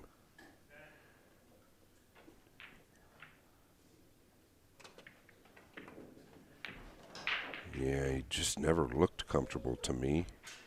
Jason Shaw is probably thinking, what must I do? Because I think this is finished safe. Take a look at the crowd. It's 12:41 in the afternoon, Carl, and they're already packed in. Can only imagine what it's going to be like this weekend. Yeah, people are arriving today. It's Thursday here in Connecticut. We're just a couple of hour train ride away from New York City, so plenty of people will be arriving to spend the weekend here watching their favourite players. Will Jason Shaw be one of them? Needs a big performance today. Yeah, really needs to control the object ball here.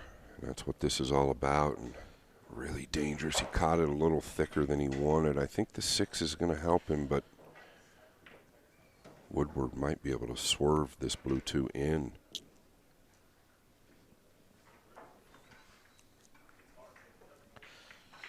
Could have also played that a little harder with more spin, couldn't he, and get that 2-ball bouncing off the rail it's near.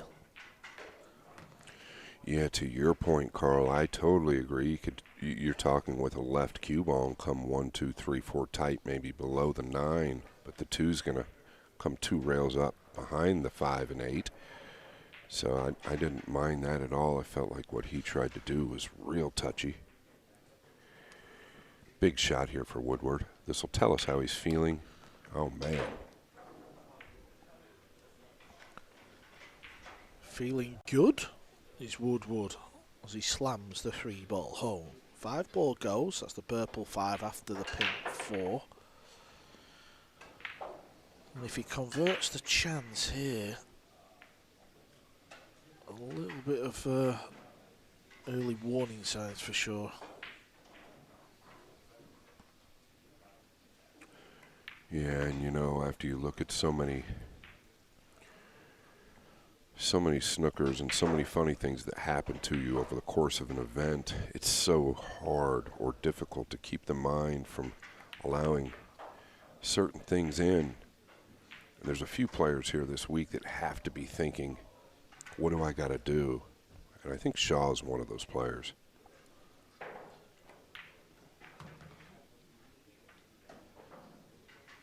Woodward just looks more comfortable every day, though, Carl, and this has kind of been a habit of his at the PLP over the last couple years. Very much a flow player, isn't he? Like most players, to be fair, but he He's definitely one of them. He's not really a grinder as such. He has to sort of grind his way into this, like winning a lot of matches, and then he can just keep going, can Skyler. Yeah, he was a little quick there in the final swing. Wanted to come down a little more. He's fine. The bridge is good.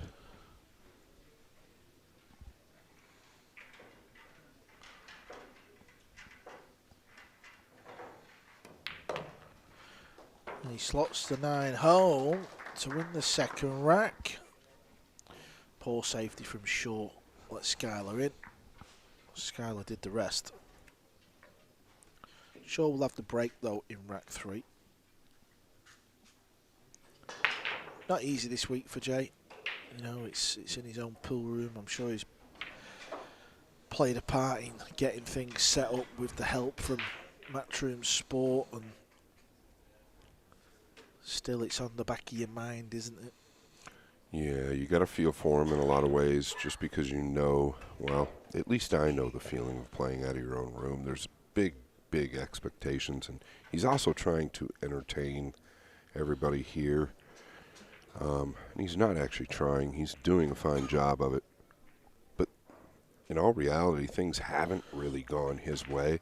You could say that the pool balls know who's playing good, because he hasn't played perfect, not even close.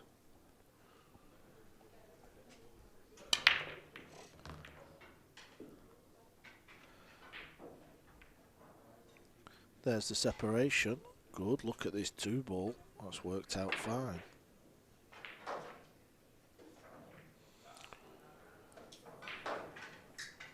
Yeah, and I try to get a glimpse into his mind and what might be going through. What just happened here, he's fouled in some sort of way.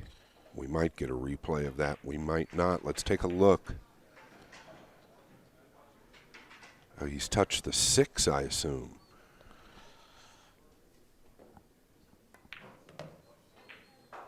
Wow. So to add insult to injury, things just snowball here in Connecticut for Jason Shaw.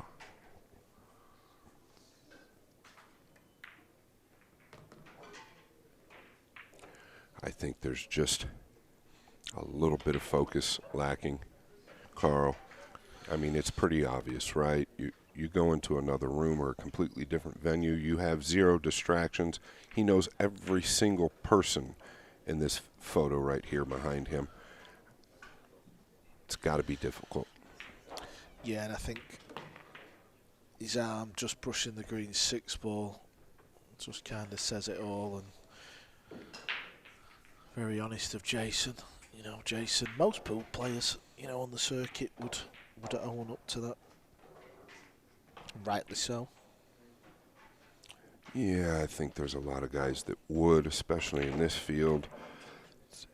It's different when your arm or piece of your skin touches the ball versus not really knowing if, like, your shirt or a piece of your shorts or your pants touch the ball. So it's a little different. Well, it's very quiet in here, and it's quiet because Skyler Woodward has won the opening 3 racks.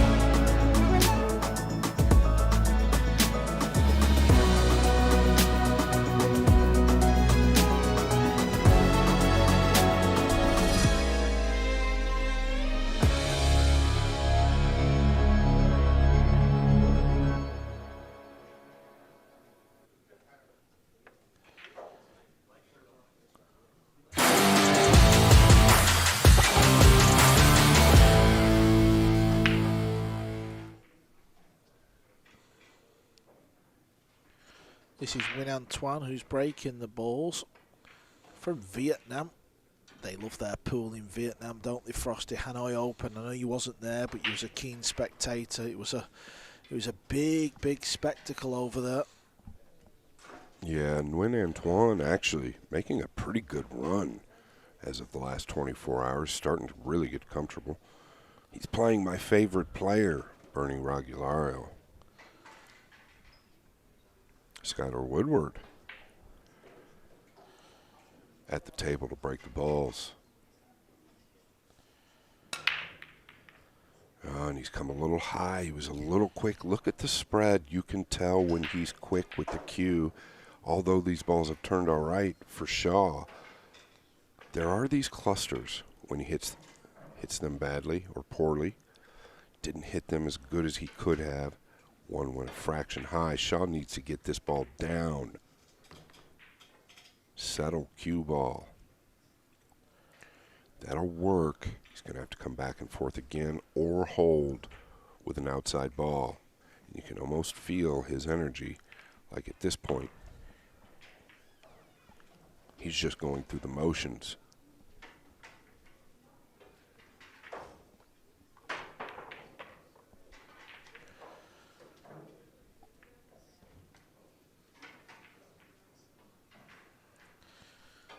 Because Jason plays so fast, if he does get opportunities,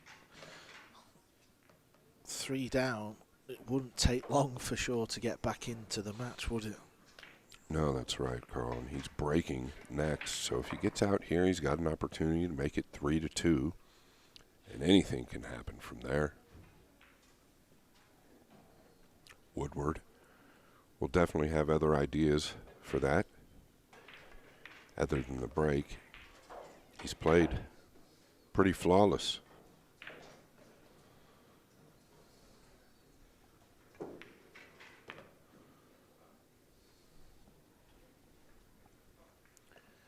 This just leads me back. It doesn't seem like Shaw's playing bad. It's just some funny scenarios. He's not necessarily hitting the ball as clean as he'd like.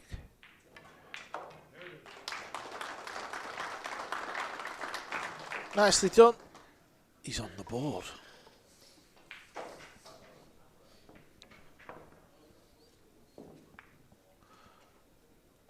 Seems to be more people around table 1 now. A lot of pool fans here. They're not daft. They know what Shaw needs to do. Maybe they're just trying to spur him on a little bit.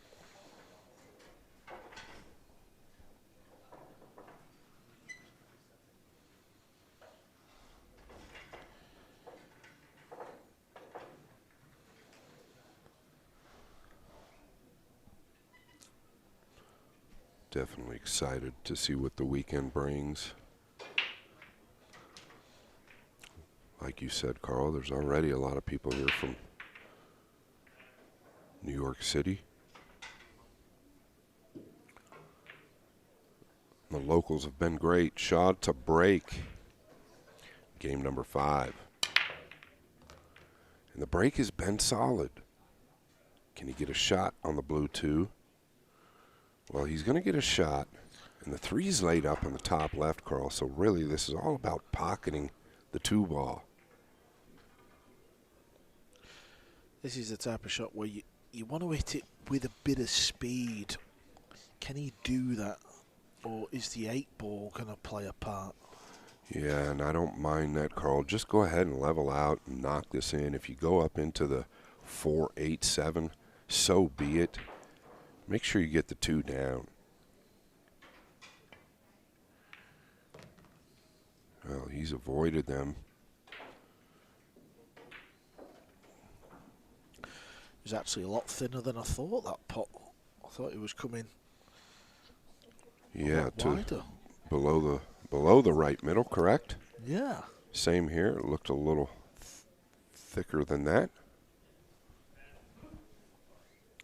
Still got to try and get on this purple 5 from the pink 4. Just needs to keep going. He's played for left middle.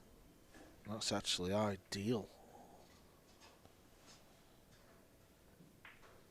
Just wants to be near the head string, the kitchen line. Anywhere there, he can pot the 5 ball. Yeah, and that's a good look right there, just below the head string.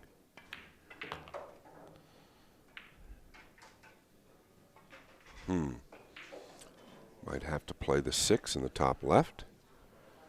Depends on how steep this angle is.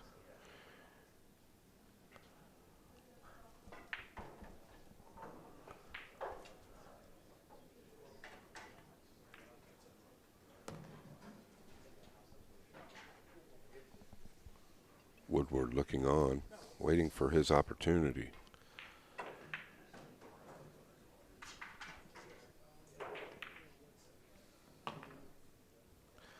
It's been a good rack this from Jay. It's not what we call a gimme in the UK. He's had a little bit of work to do, a few tricky shots. Yeah, and it's a rack like this, you know, if he can somehow sneak through and win this match, that could open the floodgates for him and get him started. Listen to the noise.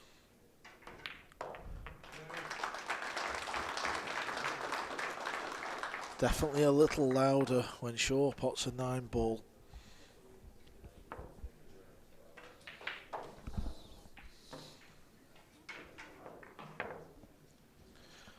This is table 2 action. Scott Win Antoine is on the 9 ball. He's playing your favourite player. And he's also beating your favourite player. Yeah, I was talking to JP with Marboys, and he owns the best stable of Filipino players in the world, and he said that Boening hasn't slept well this week. Obviously a huge time difference, 12 hours, so that will make a difference. They have been over here quite a while, but to Nguyen Antoine's credit, he's really showing us his ability, Vietnam's best. Woodward getting ready to break on table 1.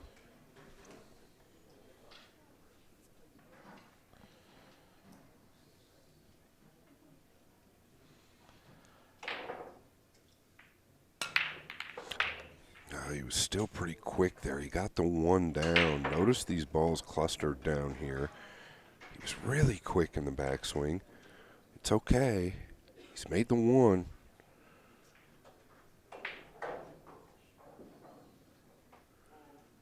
He's just got to get on the 3. Pretty steep here on the 2 to hold. That's not going to happen. Can he split the window, Carl? Coming 2 rails between the 3 and 8.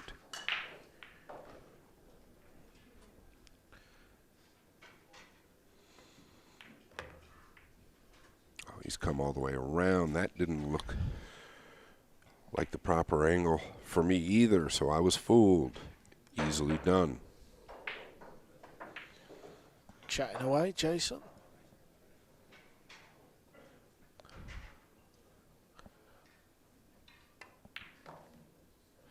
Got into the cue ball a little bit too much there.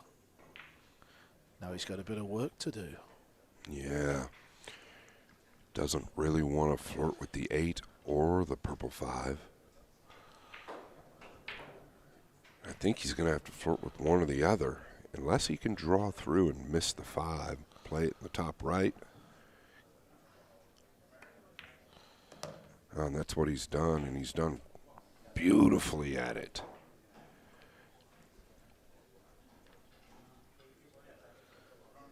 Big rack for Woodward as well, isn't it? Because he's won the opening 3, he's lost the next 2.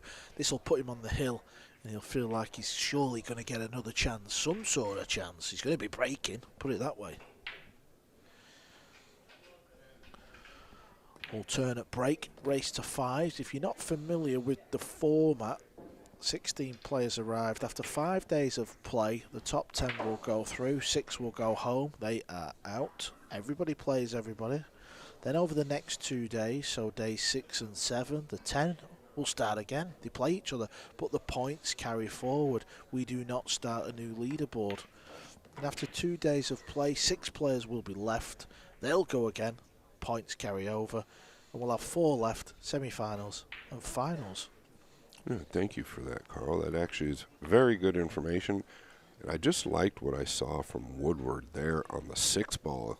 He could have come out to the middle of the table, but he felt real good over the ball, come down and got close to the 7.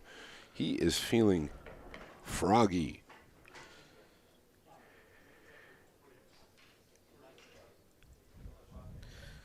Well, he needs to stay still on this one. Doesn't want to be jumping about. There it is. Woodward's looking good. We've seen some good play here on day 4 on table 1. It's Woodward 4, Shaw 2.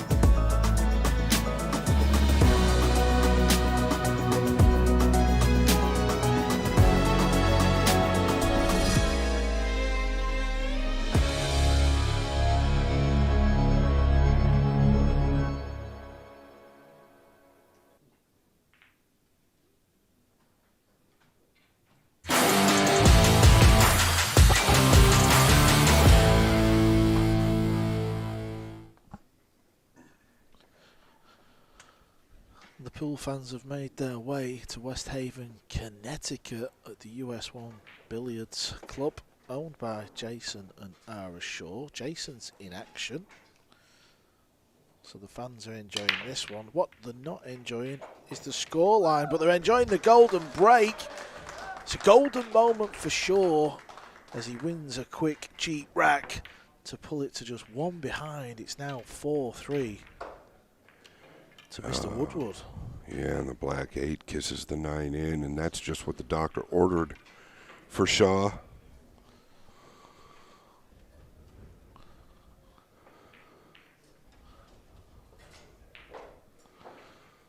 A timely golden break, to say the least. Something good went his way.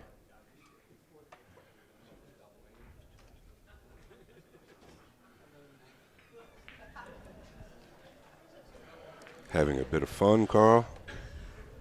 Yeah, why not? There's worse things to be doing on a Thursday. Yes, there is.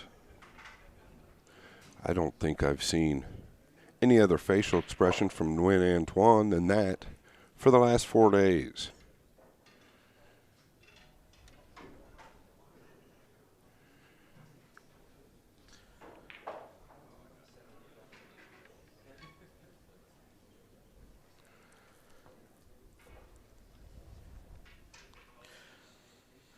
Can Woodward reply with his own golden to take the point?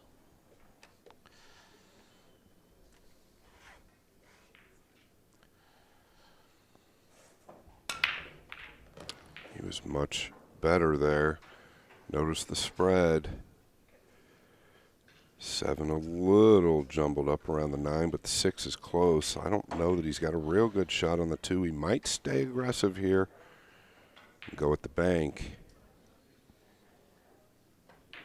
Yeah, the value is there. He gets the bank down. The carom is also possible. He might lose the 2. The bank looks just a bit funny. That's why he's looking at the carom or the cut. Woodward, a world-class bank pool player, but he's in between the cross and shortening it. Not exactly certain what these rails will do. Looks like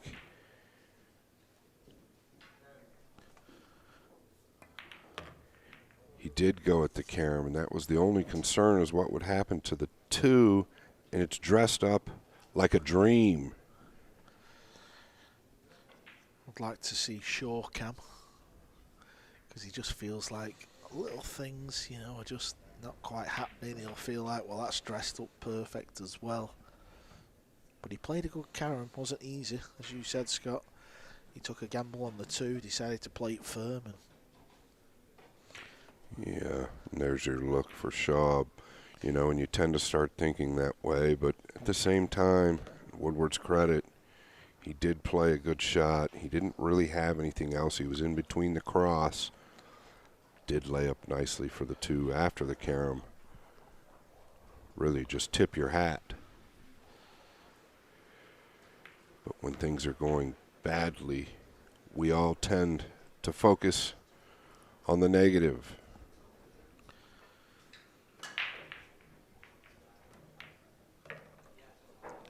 Yeah, there's been a few things in a couple of matches where Shaw maybe let a couple of things slip. There's a couple of safeties, but listen, overall he's playing okay. You know, it's the start of the season. As the 7-ball takes a little rattle, but it does fall. And overall, listen, Skylar Woodward's played well. He's played very well. Yeah, I don't know if Woodward making any real mistakes this match. And he's going to take this win. He does take it. Confirmation, Skylar Woodward beats Jason Shaw in his own pool room, 5-3. So Skylar's keeping the good form he showed on day 3 into day 4. Coming up after the break, we've got Michael Feliciano against Albin Ouschan.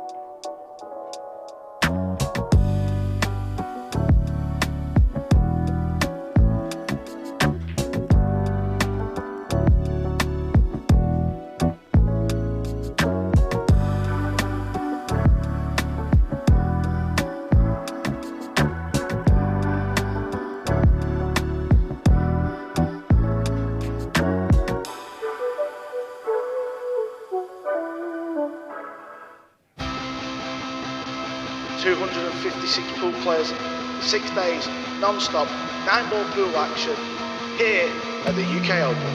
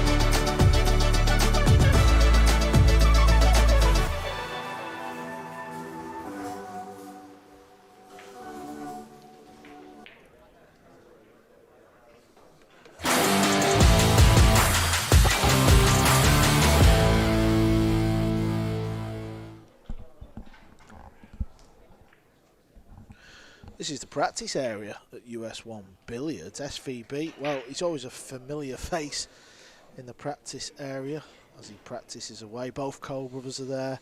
You can see all the Europeans in the other corner. Let's see how it stacks up. SVB's practicing. Practice makes perfect. And it has been perfect. He's at the top of the leaderboard. Zielinski's second. Feliciano, Scott, all the big names are there, aren't they? Yeah, it's surprising, isn't it? Not really, right? Just because it's a race to 5, it's still over the long run. And they say the cream always rises to the top. The only one we're really missing that we would expect up top is possibly Shaw. Ruiz, middle of the pack.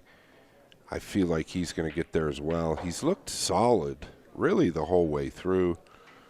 Sometimes you just can't win every match. Yeah, he's not far away, is he? I'm with you. He's looked solid, but unfortunately, he was on a bit of a drumming earlier this morning. 5-1 to Fedor Gorst. That was the second match, of course. Copigny, he played flawless, and I feel Woodward's just played a solid match, beating Shaw. Up next, Ouschan against Feliciano. Feliciano will stay on table 1 to play Burnett, and then it'll be Mario against David to finish the afternoon session on 1. Table 2, we have David Alcaide, who unfortunately has lost another match against Victor Zielinski. Mario He beat Joshua Filler 5-2. Win Antoine against Bernie Regalario. That is in action now. You can watch that on Matchroom Pool Multisport channel on YouTube. I'm sure you're watching it already. There's the fist pump. Here is the lag. Feliciano, very, very talented.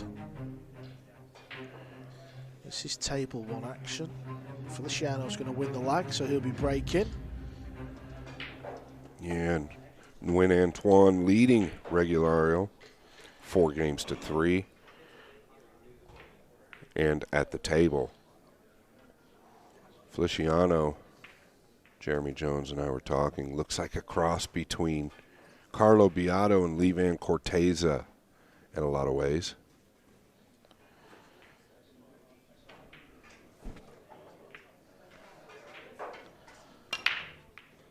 Feliciano does not hold back.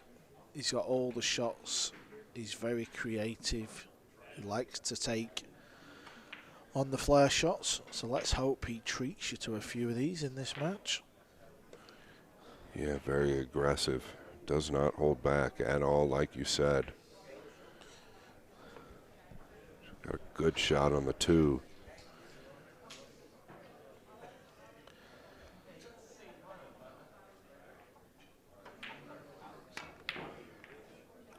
Well, I don't know what's gone wrong there, but something, it looked, when he misses, it doesn't look good. It looked like he was real quick and snatchy with the cue, but if the 2 drops, he's trying to force the cue ball 2 rails tight above the 8.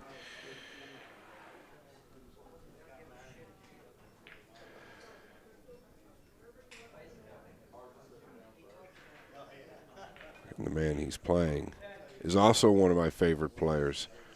The smooth criminal, in my opinion, Ouschan.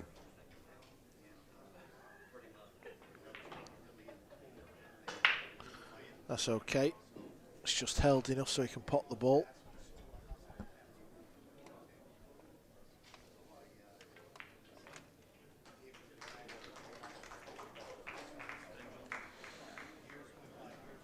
Probably a little steeper than it looks. And then Nguyen Antoine defeats the Little Prince, Bernie Regalario, 5-3. And that was steeper than it looked. He's going to be fine.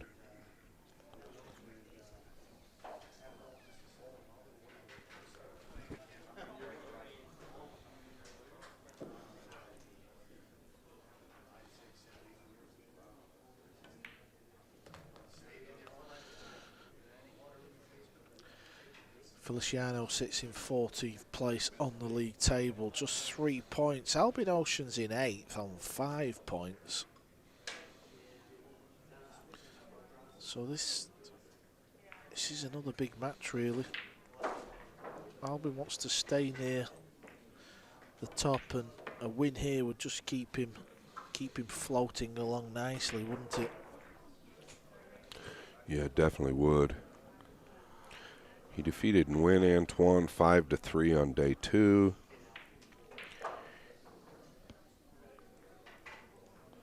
When he wins, he looks flawless. Started out today with a miss on the 2. It's going to hurt. He beat Dang, I believe on day 3, 5-0. Feliciano did.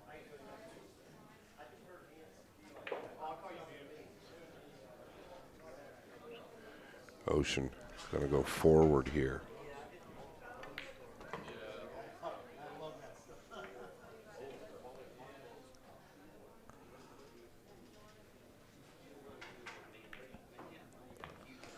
Opening rack falls to Albin Ouschan. Feliciano had a chance, missed the long 2 ball. Albin Ouschan mops up. Over on table 2. What a match we have starting here, folks. I suggest you get this on Matchroom Multisport YouTube channel, because we've got the current US Open champ. He's played 5-time US Open champ, SVB. What a game this is. Yeah, this is going to be interesting in my opinion. Koping Chong looked as good as anybody yesterday. Well, he's looked as good as anybody for the last year. Basically, since he won the U.S. Open, he has really taken off, stayed consistent. And then Shane Van Boening, obviously, working hard this whole week. His stamina for practice is really mind-boggling. The man just continues to work when he's in the pool room. You've got to respect it, Carl. Without a doubt, something I didn't have in the locker. It's a skill to have that.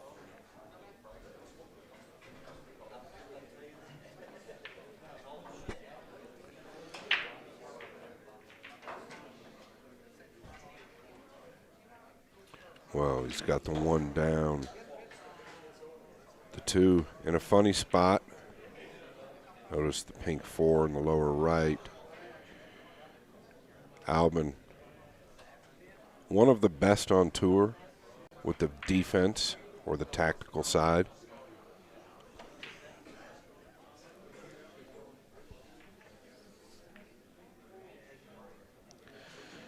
Cue ball taking cover towards the purple 5.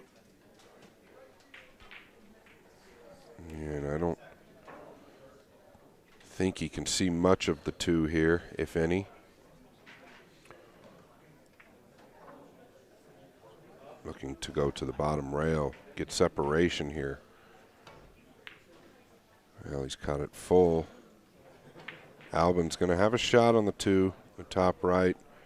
Position on the 3. The only issue, if any, is the purple 5 to the 6. Once he gets to the 6, he should be good.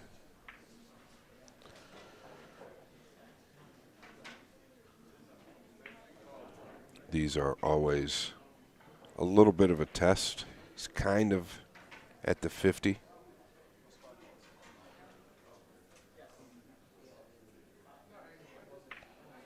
He should make it look easy.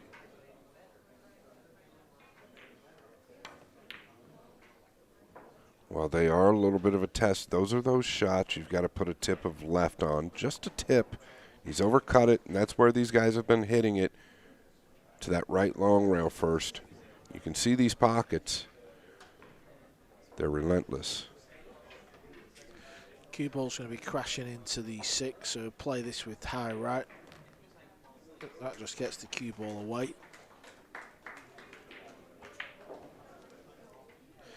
Come on, let's see some Feliciano magic. Show the folks what you can do. Yeah, you seem to be a pretty big fan of him.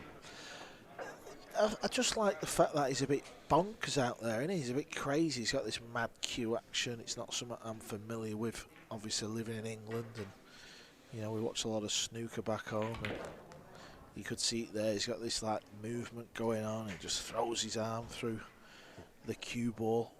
Well, that was a bit of magic there, if that's what he was intending.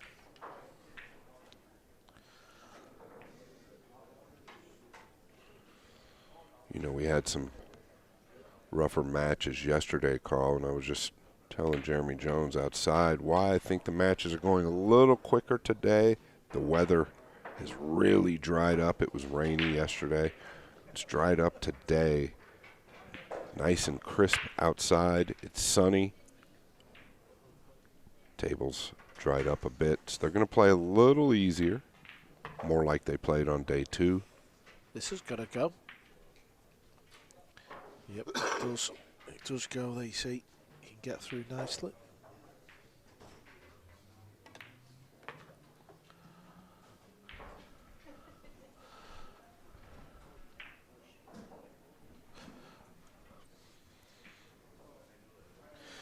Look at the angle of the cue action. That's what I was talking about.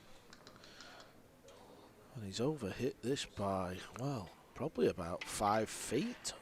Yeah, and that's the only thing that I'm not a huge fan of is his cue action at times can really get away from him. But his ball pocketing is second to none. Yeah, he didn't want to play for the 9 in that pocket, but that's where it's gone. Chong has took the first rack over on table 2. Now this is an interesting match for many reasons. But one reason is SVB's only lost 1 match. He's on 8 points. So if Chong can win, that'll just keep Shane there, won't it? Keeps him from sneaking away. Tough shot coming up though. Look at this one. It was that tough. Couldn't take it on, but what a safety he has played here, by the way. Yeah, what an amazing shot that was. Does SVB have the room to jump this ball? Gosh, what a hit that was by Chong.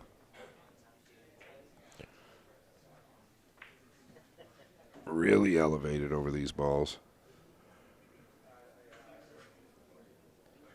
Nothing really good on the 3. That's the other problem. The crowd enjoys it.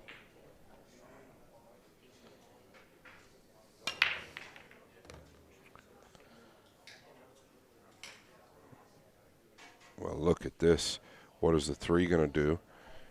Everything looks great, Carl. One good shot, isn't it, Scott? Just get on the 3 ball. Does the 6 pass the 9 in the lower right? It's out far enough to where he can play it in the lower left if need be.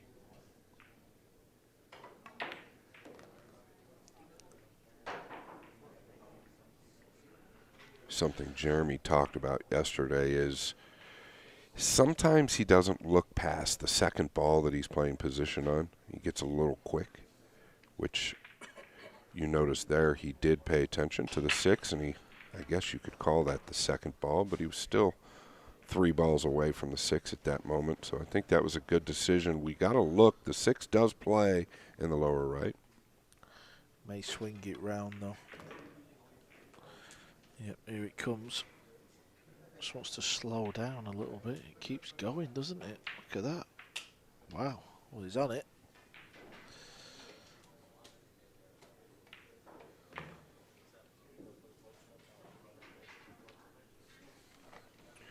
Yeah, he looks to be flowing quite well. Landed perfect on the 6.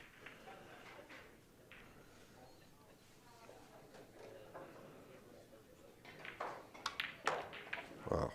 And that's kind of what you were talking about. I don't know that everybody would come all the way down, you know. The thought of a miscue never entered his mind. Feliciano showing the talent he's got. It's hard to believe he's so far down the leaderboard as he takes an early 2-1 lead over Ouschan.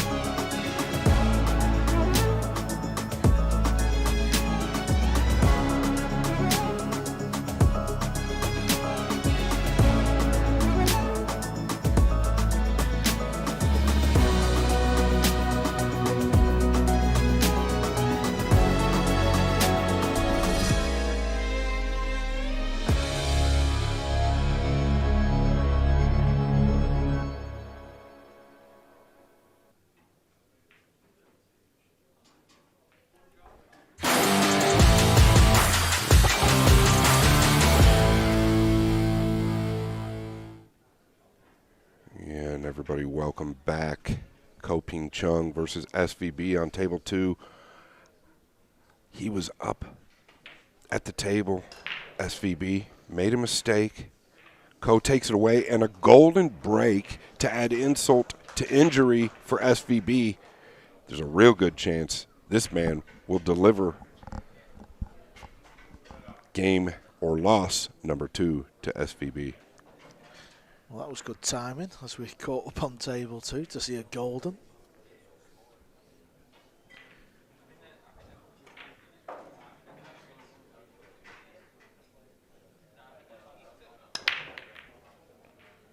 Nineball was flirting close there for Ouschan and all. That went really close. Bad news is it's a dry break. Look at the Nineball here. I think it was the cue ball off the side rail. Yes, and it went very close.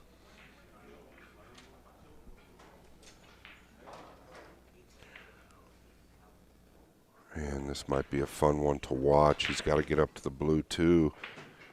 He'd like to get straight on the 2 due to where the 3 is. He doesn't really want to be out in the middle of the table. I guess he can handle that, though, if he's out in the middle. Boy, look at the long bridge. And he is going to take it out into the middle, and I think this is the smartest play, Carl. He can come back out somewhere around where the cue ball is now. Yeah, to find the gap between the 7 and 6 is what you're talking about, isn't it? Oh, looks like he's going to try and hold. No, he is going to find the gap. He aimed to the inside and went to the right. He will deceive you. It's tough to call what he's going to do. I haven't noticed that calling some of his other matches. But he definitely looks like a different player from day 2.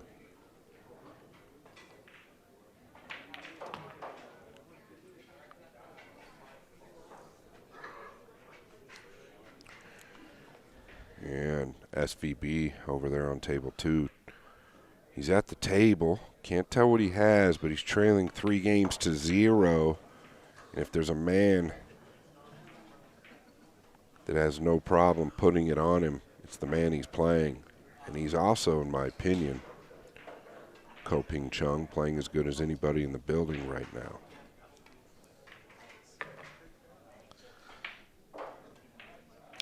Doing a good job here, Feliciano. Well, he's landed straight here, Carl. Yeah, this is where we get to see a bit of the shot-making prowess. Looks like he might just come straight back with a low left ball. Does he play to the short side or just take the cut? The cut seems safer, but not for Feliciano. He's going to try and thread the needle. Needs the spin to help. Well, he's gotten past the 8.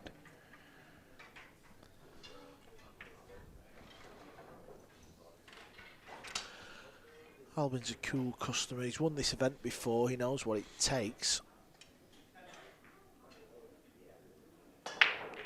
He's won a lot of events, so he definitely knows what it takes. He's the most successful player on the World Nineball Tour. He's going to scratch. He took a gamble. Look at this. What a roll this is, Carl. He did take a gamble going into the back of that 9. You never know what's going to happen. A collision mid-table and a big break for Ouschan. The easiest of steals to tie the match up.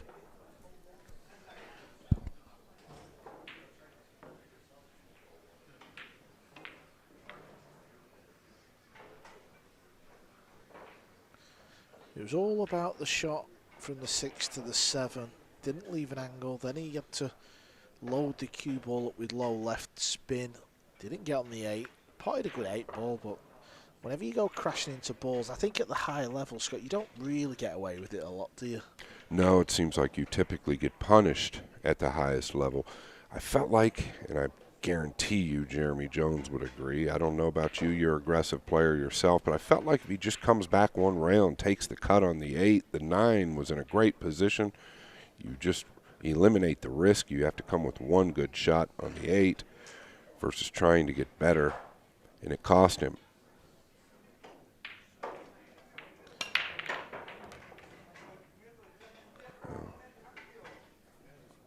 Well, he's got the break. Did the cue ball just sneak its face out?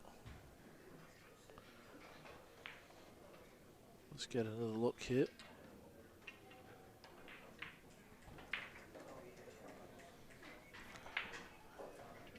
It did. He's got a shot at this.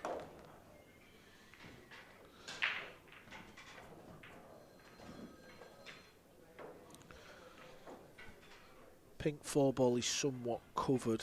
Maybe if he can get the cue ball high enough, he can pot it. He's got to draw the cue ball back.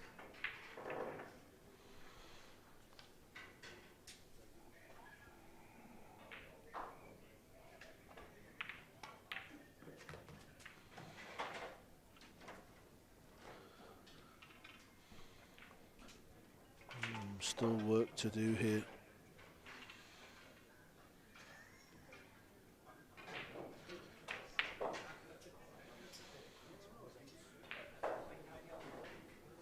SVB at the table, trailing 3-0 versus Koping Chung. Where's this gonna go, Carl? It's a good effort, this. Get it in that window over there, just to give yourself choice of pockets. That's all he could really do, Freezer. Awkward cueing though here. He's playing it long into the corner. Is it there? Of course it's there. It's in the middle of the pocket. A little more work to do. He's got to come around, unless he wants to just come 1-2 down for the 7 in the left middle. This is about the speed. Speed looks good. It's got to carry just a fraction.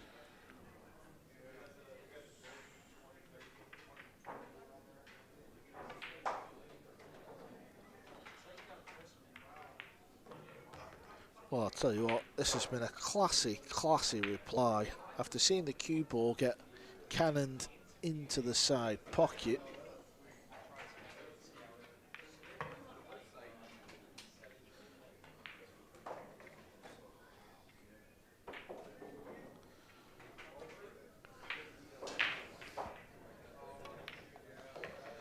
Feliciano back in the lead, 3-2 over Ouschan. SVB is still at the table on table 2.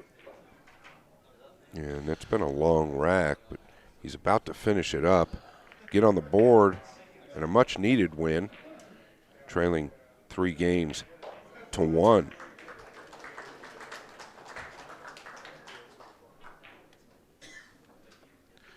Yeah, that's available on Matchroom Multisport. We'll keep you posted here, of course, as we follow our feature table. This is day 4. 8 days of play until we know who's going to lift the trophy. Very difficult to tell. The fans enjoying the action here. They're really up close to the tables and they're taking pictures and getting things signed in between matches. All the players cooperating, of course. They always do, pool players, to be fair. What's he got here? Well, it's not easy. I think he can play the 2. The top left. The break was beautiful. The cue action was perfect. But this is the beauty of this format. There's never a guarantee on position after the break. Due to the position of the 3, playing the 2 doesn't make as much sense. Pay attention to this man when he's playing defense.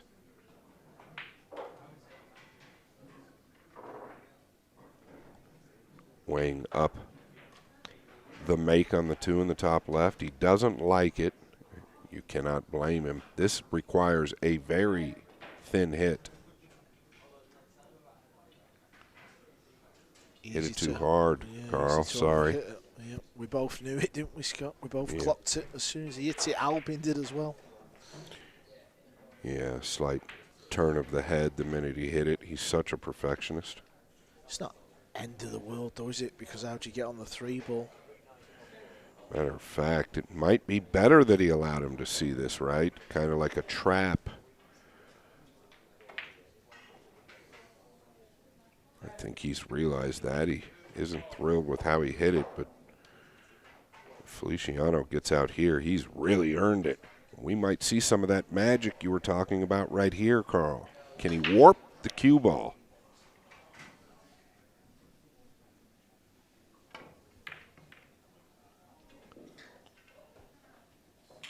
Well, we'll have to wait another day for the magic. Or at least another inning.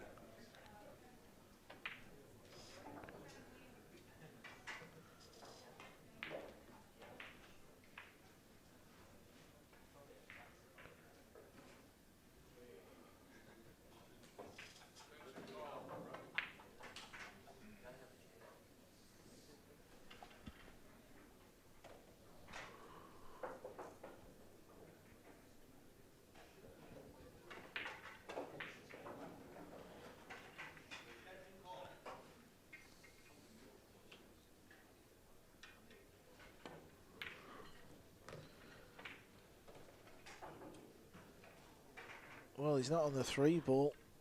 Potted the 2-ball. Not as clean as he would have liked. And that's changed where the cue ball has fell.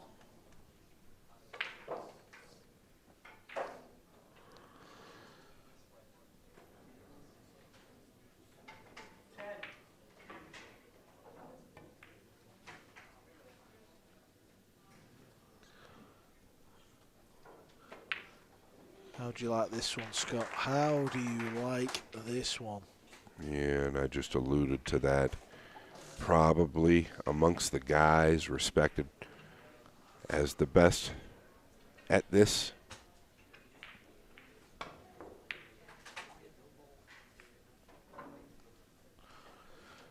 Where's it going to finish? It's going to finish okay for Albin. He'll be happy with that.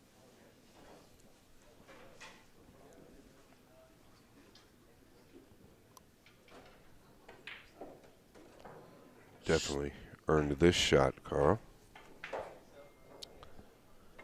Yeah, he's still got to play a good shot, hasn't he? He's either got to dig into it to avoid the middle. If it's too steep, he'll stun below the middle and come back over to near where it is now. He's tried to hold it. That's okay. He can still pot the 4.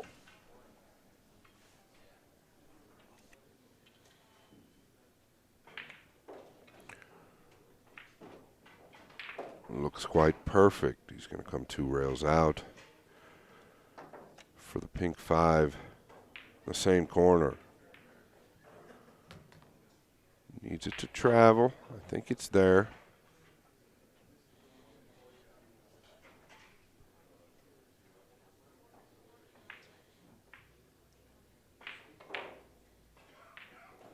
No trouble here, Carl. Just connect the dots. One of them sort of matches where he's fighting hard just to keep with Feliciano. Feliciano looks like he's playing more of the game that he's capable of. And he's missed the 6-ball. He's just caught the near jaw and it's hung up over the pocket. That was unexpected. Here's another look. Yeah, and this is another look at these pockets. This is not easy either. He's got to come out clean, watch the middle. And another tester coming up. The good news for Feliciano is the black 8 is hovering over the lower left.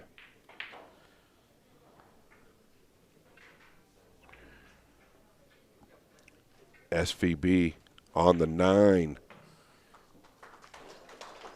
With a comeback of 3-2 games down.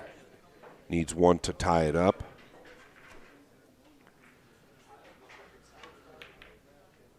Oh, and the acceleration was off, in my opinion, Carl. You know what, Albin, when he misses balls, I've noticed it from the booth. The amount of times he still wins the rack after he's missed the ball, it's quite high, you know, honestly. Well, to be fair, he did miss it. The 6 was tough to get on the 7 for Feliciano. The 7, tricky shot for Feliciano. He was on the rail, didn't seem comfortable. And I like the way he played this, aware of the big pocket. Yeah, good bank there from Albin. Used the 4 rails for the cue ball. I think it was 5 rails actually.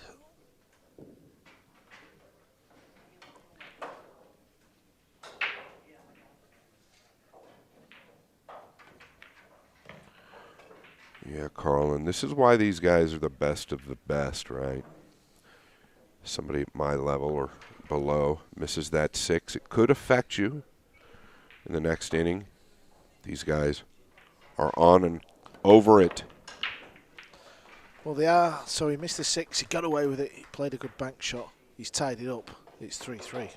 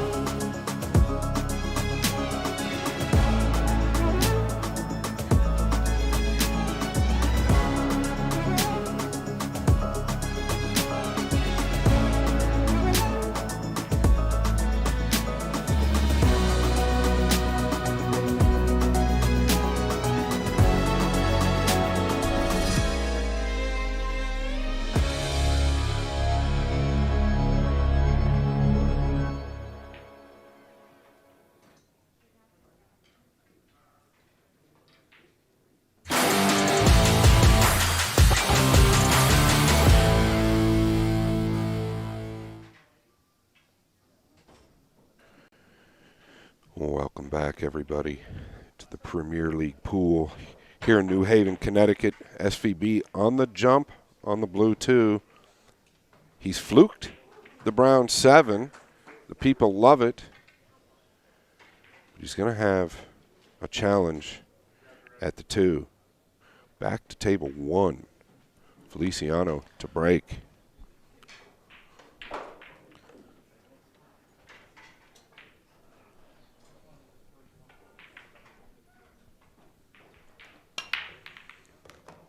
Really good transition there, nice and smooth. You see the spread is good when that happens.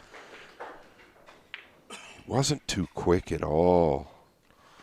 Makes a big difference, Carl. Yeah, cue ball could have gone a little bit ugly, but he has a shot on the 2 in the side. Drawing it off the side rail. Back out into open play. Now that gives him a great chance. He just keeps going 1 in front, doesn't he? But this is a big one because he'll get himself on the hill.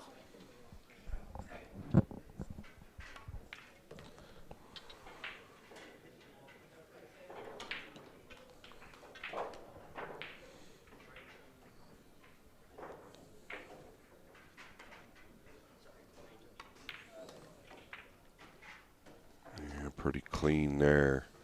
Just wants to get below the 7. Stay off that top rail. I was going to say, knowing him, he might come all the way back.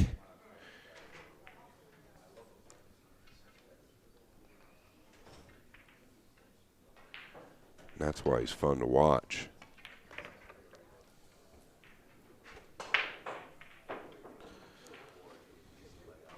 Yeah, I do enjoy watching him. Not seeing a great deal of him, but the times I have watched him, he's been very exciting to watch. And he's had some big, deep finishes in some big tournaments, so might not be showing exactly what he can do this week in this format. Maybe it doesn't lend himself to him, these short races to 5, plenty of matches. But he's going along nicely here on table 1. Also, going along nicely is our league leader, SVB. He lost the opening 3 racks. He's 2 balls away from tying it up. Yeah, and there's somebody else watching this match intently, Skylar Woodward. During the short break, tells me, well, they're kind of tied up here, Ko-Ping Chong and Woodward, and they're tied up in racks. So if SVB wins, it helps Sky.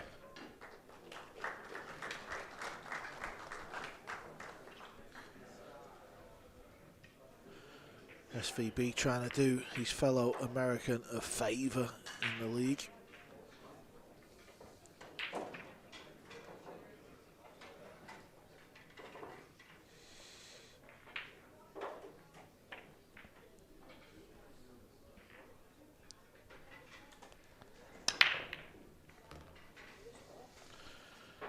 There goes the 1. No love on the 2. And he squeaked the 1 down. Cue ball back and forth. By some miracle, doesn't get any type of a kiss, which is usually what these guys are playing, is for that kiss in the middle. And the push out doesn't look easy.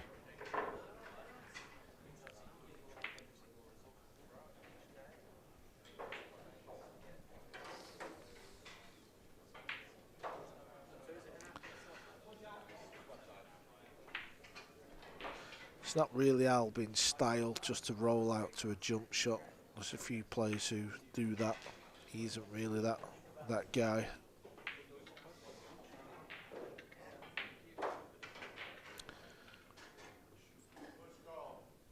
But it is awkward, isn't it? It is awkward. Yeah, I'd like to. He's thinking of a way to trap his opponent.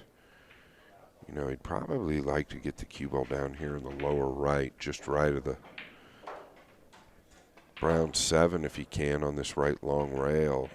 I don't know.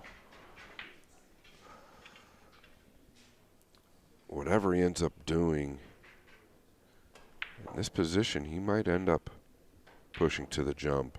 It's so awkward.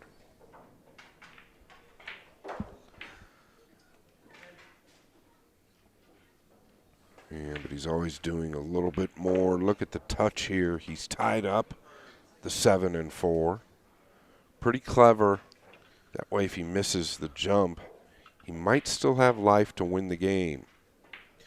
Smart, that wasn't it? Very smart.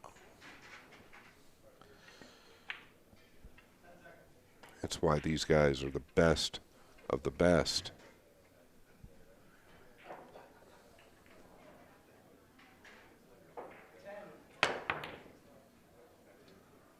Well, the guy yelled 10 in his backswing, and they have to do that. Seemed a little quick.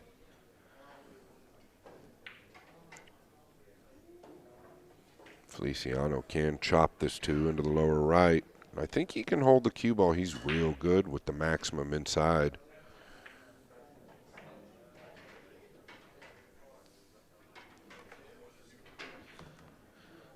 Checked it up too much.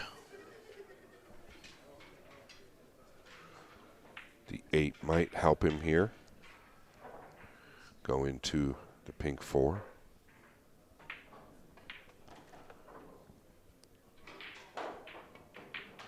Well, the 8 wasn't even in play, Carl.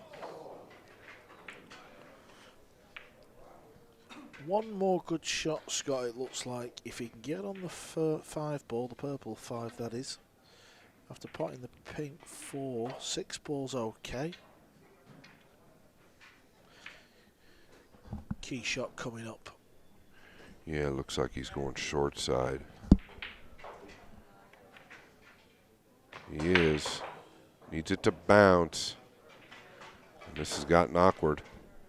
And that's the first emotion I've really seen from him. He just threw his hand up a little bit. Kind of interesting. You can see here with the overhead, he could go forward and glue him to the back of the 9. He's not that type. And that's why he likes to shoot at his pocket, Carl, and sometimes gets him in trouble. Yeah, the safety was very easy behind the 9. I mean, I'm not saying you shouldn't attack the 5 ball, but it was an interesting play. And that's, I think, the difference between a player like Albin, Mario He, and really most of the guys out here. He's overhit this, I believe. He's overhit this, and he is not happy. Looking to the pool gods.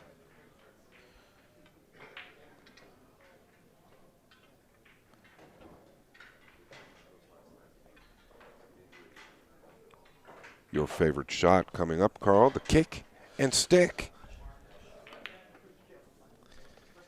Played it well. 6 balls found in the back rail. Keeps him alive in this match. Yeah, and he really is alive. I think if there's any weakness in Feliciano's game, it's the tactical side. And this isn't going to do it unless it passes that point. No, look at it. Just rock past. Does have a bank. It's thin.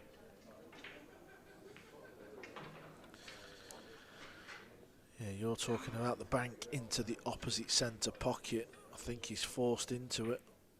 Got to make sure he doesn't scratch off the 7. Hitting it too thin. Oh, it wasn't far away. Oh. Big 8 ball. Look at this for a roll. Oh my word.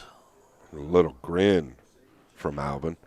I think he hit that bank a little firm, shortened up real quick.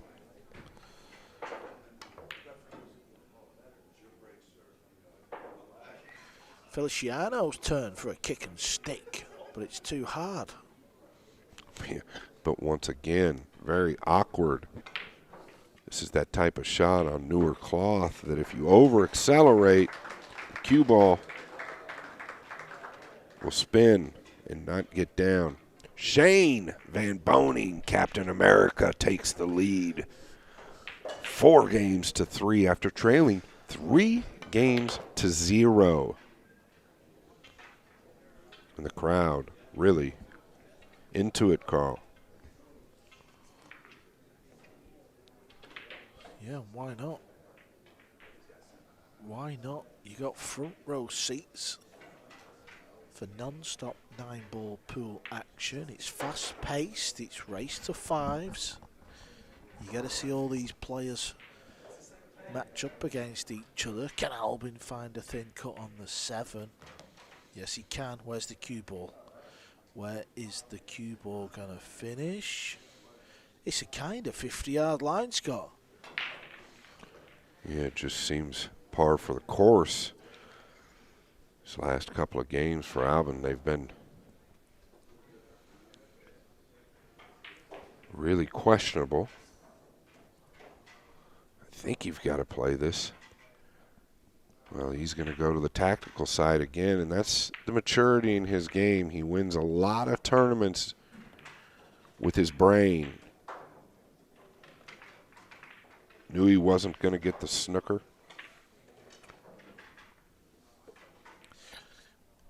Wasn't his best effort, though. He'd have liked things a little tighter. Feliciano will chop at this ball.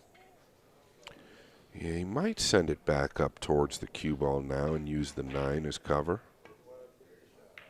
Well, he's hit it too thin. This is a poor effort, and now we see why he's so aggressive. The defensive side needs a little work.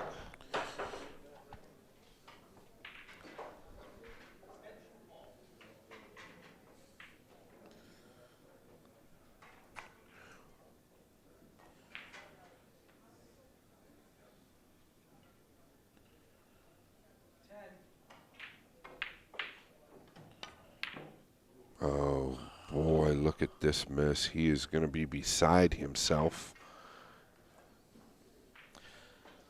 Just felt like he stayed down a long time. I think he was waiting for the referee to say 10, which is understandable, but you can always wait for the ref to say 10 and then get down on the shot. Yeah, and that one's going to sting, Carl. That's exactly what happened. Feliciano going to take this match 5-3, and the crowd likes the man. Yes, and confirmation, as Scott said, 5-3 to Feliciano. Feliciano will go nowhere. He's going to stay on table 1 and play Bernie. This is table 2. SVB was 3 racks down. It's now 4-3. Yeah, and he might be going at the carom. We're going to have to go to break here. Keep an eye on this. Matchroom Multisport. We're going to let this shot go. He's got it down from a 3-0 trail to a 5-3 win versus Koping Chong. What a win.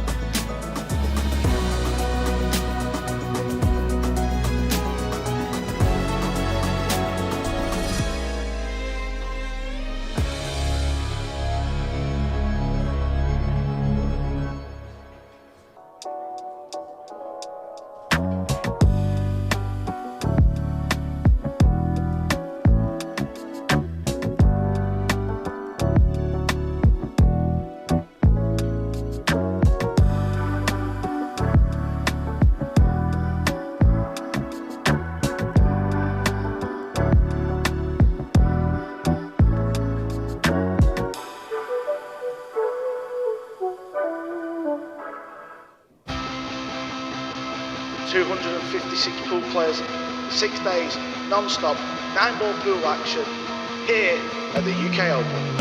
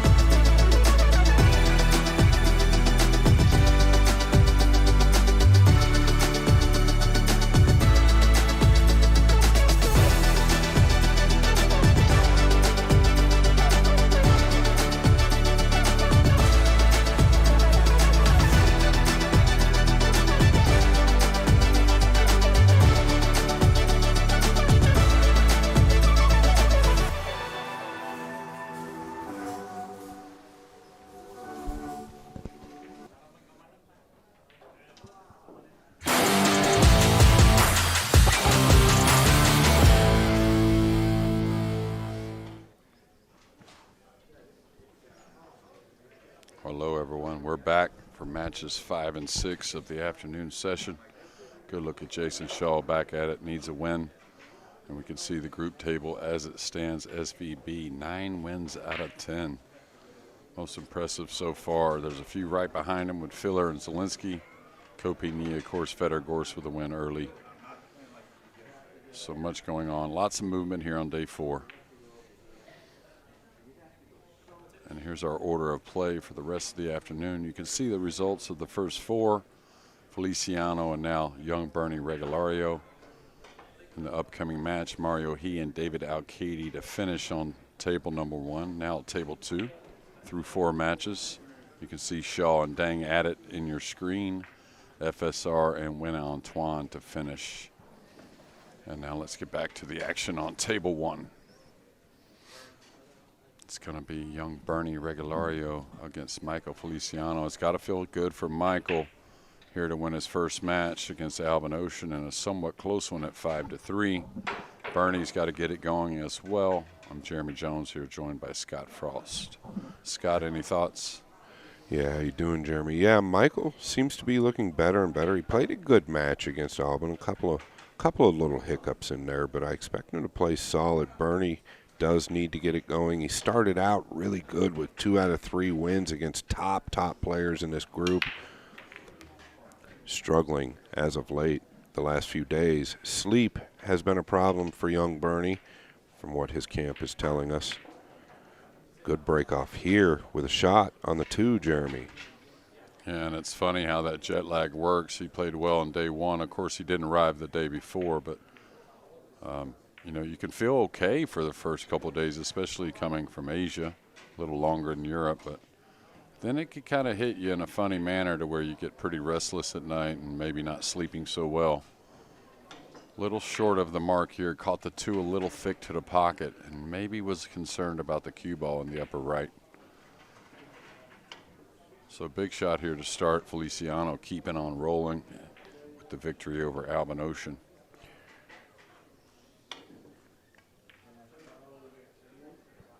Well, very clean there, but needs to come around now for the purple 5 in the left middle. This is something he likes to do.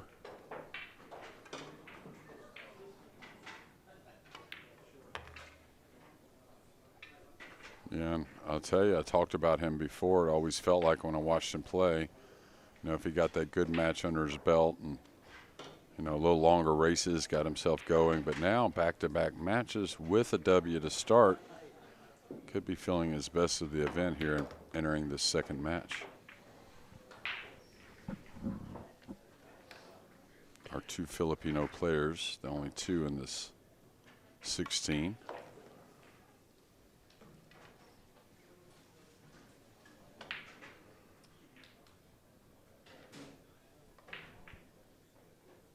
All right, probably just comes back a couple inches for the 8 in the side. Oh, lost the hit on the 7. Pretty fortunate. But, you know, anytime you're close to the ball, you know, it can get a little distorted, especially with the tight pockets. Oof. Wasn't so sure when that one left the cue.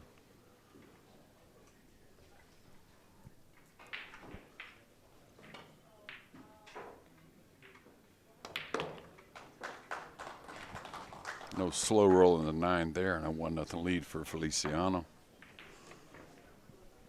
So we'll get a good look at Bernie after a break and run from Michael.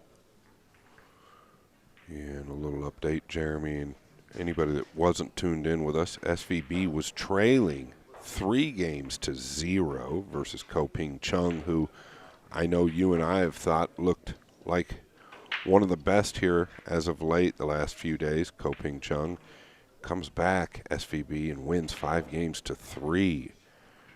Not surprising, but sounds pretty impressive to me. I didn't get a chance to see the match. I watched a little bit of it. Some crucial games there in the middle. Koping Chong was stuck in a situation. He had to take a little risk with the cue ball, had a scratch, and then maybe a safety he missed that he normally doesn't. But SVB was down, and when you're confident, you just keep grinding, right, and waiting for that opportunity.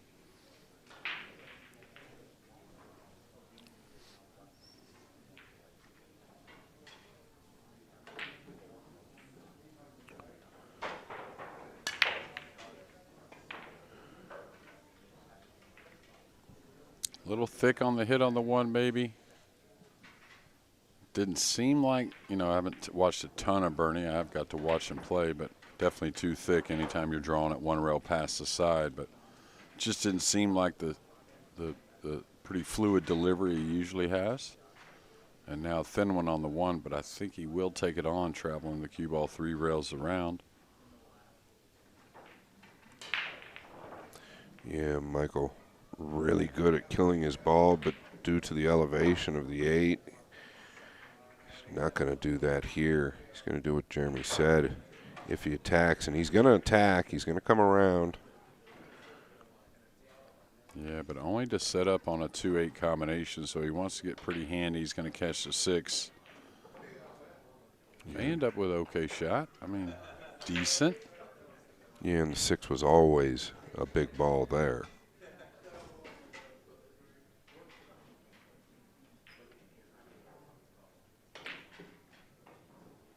Now, it looks like if he smooths it, he can avoid the 8. He said, heck with the smooth. I think that same 6 ball may cause some problems. No, it did open up. It's fine. But even there, you got to believe the confidence much higher. Well, I would totally agree. My goodness, look at the cue ball warp off the 8 due to the acceleration he had on the 2.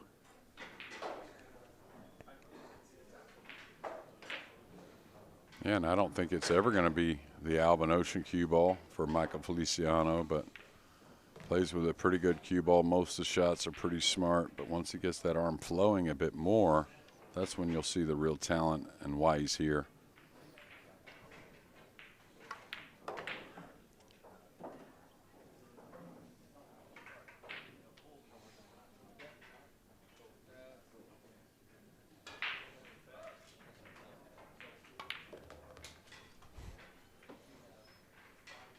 He sure does like to spin his ball. There's many times I've watched him play where he could just come back to the middle of the table. Instead, he likes to go all the way back and use that 2nd rail or 3rd rail. Nothing wrong with it if that's your style. Yeah, that's what I mean. He likes to get more loose. And I think maybe the setting and the races to 5 maybe have kept him a little too stressed at times. Now Shaw again, great shot there on the 2. You can see. We'll keep you updated with those scores. It looks like he's down 1-0 to, is it Dang he's playing? A little unlucky to fall on the rail straight. Really has to take a tough shot on the 4 up in the corner. Has to make a little bit of a shot to hold the cue ball here off the 3. He's cut it a bit. So we'll get you back there. Good look at Feliciano, feeling a little better about himself here on day 4 early.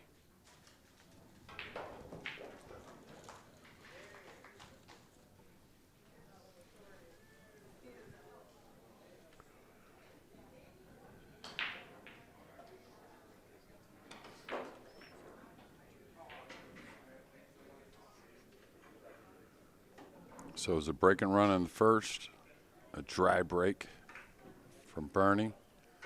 And a heck of an out there in the second. Not just hitting him now, huh? It's like a little more of a game plan, I'd say, on the break shot there for Feliciano. Yeah, and I think Dang is the one that really, or excuse me, Nguyen Antoine is the one that really kind of still trying to figure out a consistent pattern on the break. But Feliciano was also stabbing at it a little bit more, and it looks like he's consistent. Look at this hit, Jeremy. Sets up nicely, too. Yeah, really nice. All by design, the soft speed coming across the 2. Of course, pocketing that 2, but the cannon on the 3. Now, does the 4 pass the 7? I don't think it does. That may cause him to slide up the rail with the draw stroke here. Yeah. Speed, pretty crucial. Looks like it plays in the lower right. Speed is crucial. Watch that rail. It's just gonna have to take a longer shot on the 5 is all. And anytime you're near the rail, these are still not just total throw-ins, even for the best in the world.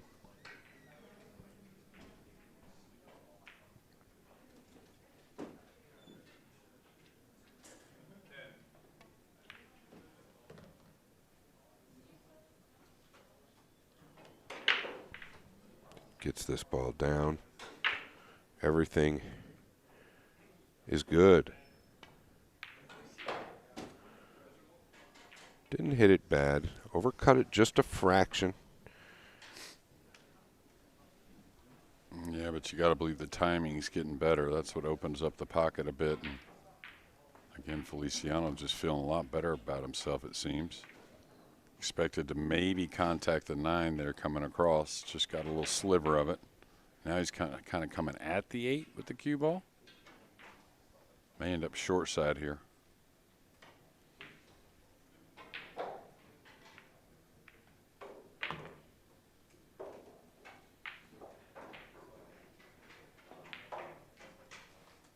And that was very well handled from where he was.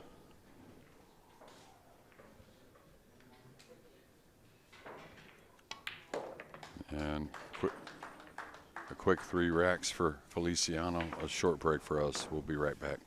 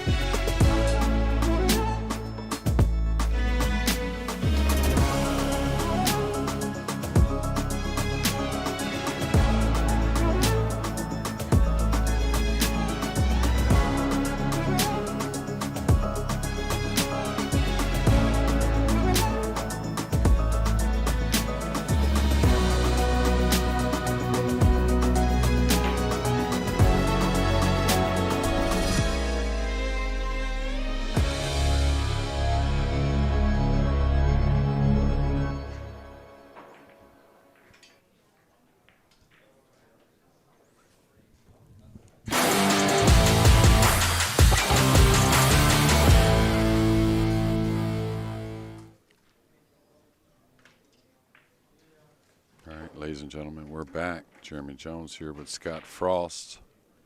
We're back at table 1. Young Bernie Regalario to break here in game number 4, trailing 3-0.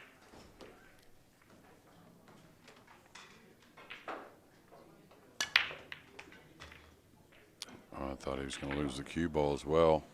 I was going to say nothing but breaks maybe in this match, but he's going to at least get a push out. Maybe has a small look at the 2. It's an awful threat in the side on the cue ball. So a little thick on the second one as well. Not as bad as the first.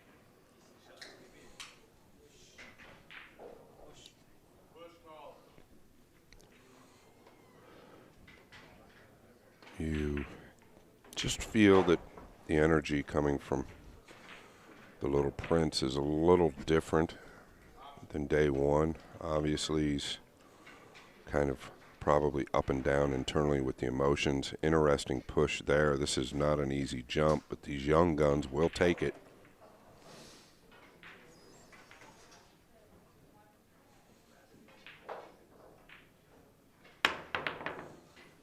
And they may fluke this. The 3's going to get knocked down. He would have had a shot, but now snookered behind the purple. Not sure the jump cue really on offer here. And I think as commentators, of course, we're a little beyond our playing days, or you're still playing some, Scott. It's good to see playing really well also, but I think something that I know I don't recognize so easily is why they push out to the jump, but of course they're so much better than at least I ever was with the jump. It makes a lot more sense in their eyes than maybe it does in mine at times. Yeah, it's funny you say that. We just talked about that with Albin Ouschan last match here on this table, and Albin's more of a tacticianer where he doesn't like to push out to the jump as much. He tries to figure out some type of a trap on the table. to where his opponent is almost forced to shoot with a big percentage of selling out. And that's something more like what you're talking about, I think, and on the lines of the way you think. And I don't think there's anything wrong with it, because the jump shot still isn't always high percentage. No, absolutely not. But just like right there, instead of rolling out to a piece of the two somewhere and maybe talking about 2-3 innings into the game, someone developing a shot, you know, they're willing to gamble right away, and their gamble seems a little less just because they knock them in at a little higher percentage than maybe you and I ever have. But I'll tell you, as far as a high percentage, it's been all the balls pocketed in this set so far after the break has been for this man right here. Yeah, and you touched on it, Jeremy. He's got 2 wins under his belt, and he's clearly feeling his best so far of this event here at the PLP. And I think just getting to play back-to-back matches with that W over Albin to start really helped him leading into this match. You know, and one good thing for Bernie, and just like all the Filipino players, really, I don't know if I've ever seen a group from one country or another that wakes up so fresh-minded. No matter what happened the day before, they're just always smiles and lots of nice good mornings, and you know, just you can tell very genuine people, and maybe easy to recoup after a bad day or two.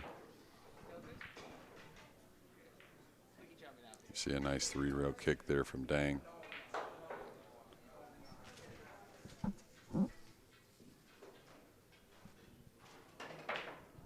Well, I think yesterday was a battle of a ton of hill matches. Maybe today we may have something different. Seems like they've been fairly one-sided, even though a couple of them have had a lot of exchanges by both players. It seems like one player coming out on top.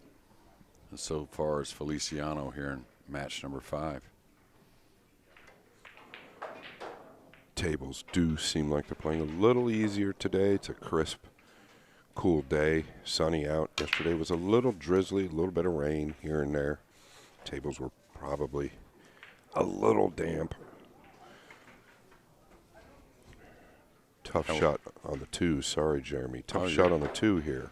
You're good. Yeah, definitely a tough shot. But I'll tell you, you know, it may be a little light as far as winning the event. Of course, you never know in pool. That's the real deal to it. But you got to like what you've seen as far as he's making a change on the break, and it's got to be, you know, very conscious doing so. And even at this point here, this blue 2 becomes difficult for the little Prince, even though on a normal day it's a hanger. Well, never mind. He's 19. It's still a hanger.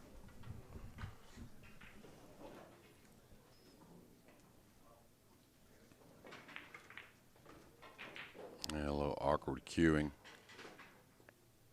Doesn't really need to draw much, just stun to the rail.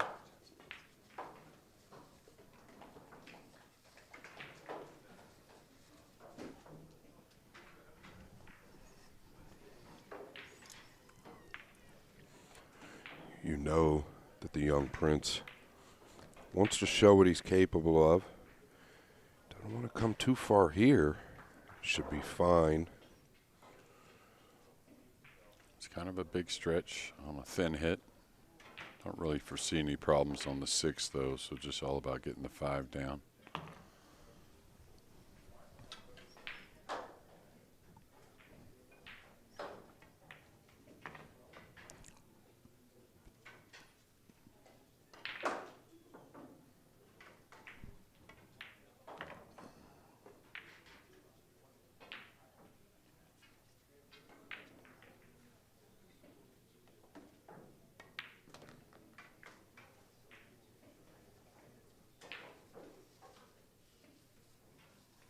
And young Bernie with a chip-in 9 now on the board after 5 games. It's 4-1 Feliciano.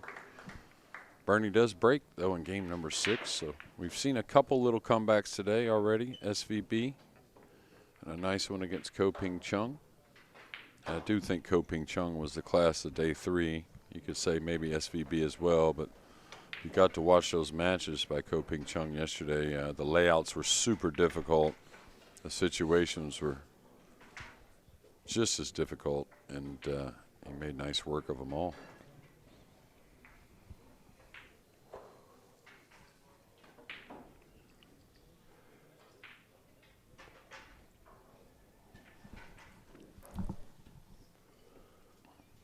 What is Bernie, 19, right? Is that right? That is correct. Looks like he's about 15, in my opinion. Yeah, how sweet it is, 19 years old, top of the world. I'd like to get a break and run here. Yeah. So feel a little better, right? And if he gets the one down and gets a shot on the two's in a good position to possibly get a shot. We are random rack.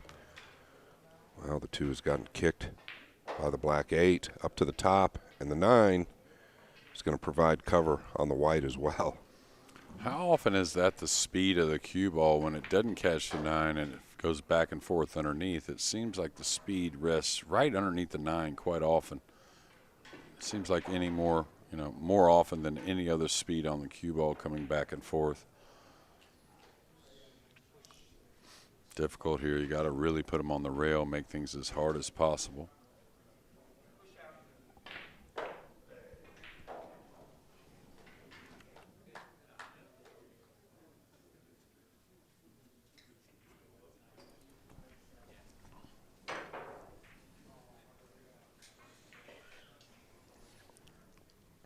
Jason's really had a tough time of it today. Of course, Skylar Woodward played a pretty solid match, and he's looking to get on the board. I think he lost that match 5-1, so only trying to win his second game here in his second match. You can hear the crowd favorite, the fans cheering him on.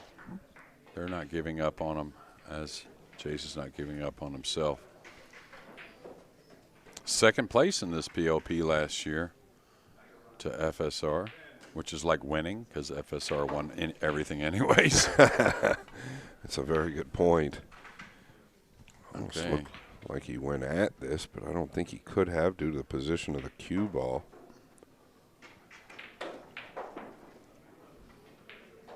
All right, Bernie's got a chance to make a nice clearance here. Got to make a tough 2-ball. Yeah, he's got to avoid the 9 here. That's going to be an issue if he does get the 2 down.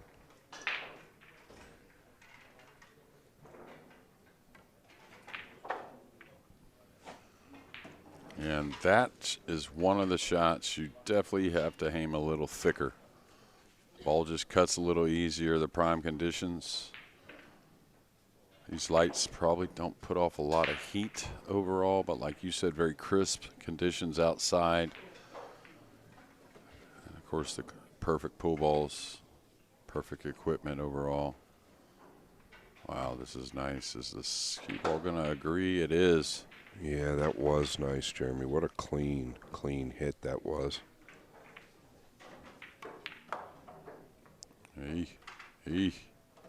From nowhere. From absolutely nowhere. Could have stopped his cue ball and taken the 4 on in the corner with the 5 hanging, but. Yeah. One thing I like about him, though, I've watched it more and more now, and obviously you've watched him a lot more than I have, is he'll make a mistake like that, and then he just gets on with it. Like, he just gets on with it. It's like it's built-in part of his game. Yeah, even beyond the mistake, I think even when he's flowing, I think he just kind of does the same. So now Bernie can he come 2 rails off the left long rail? Maybe the 9 has him.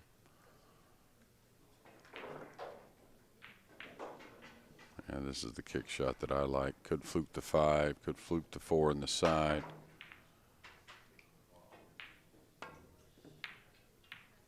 Maybe a little action on the 9.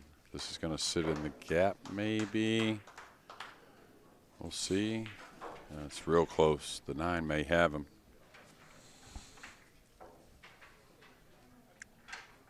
I was going to say, this would be where they would take a little jump with the full cue if need be.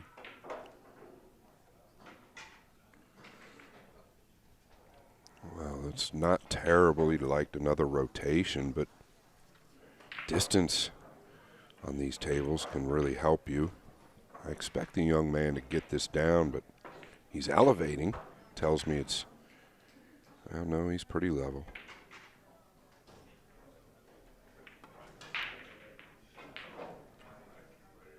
That's that distance, Jeremy. Yeah, it's definitely tough, and we haven't seen a lot of players really level out and knock in that long ball. And one thing you'll do a lot of times on that shot is like he did there is you'll put a little extra speed because you don't want to sell out just the easy one laid up in the pocket if you miss. But at times that also causes the miss. Wouldn't doubt if he knocks this in right behind missing the last.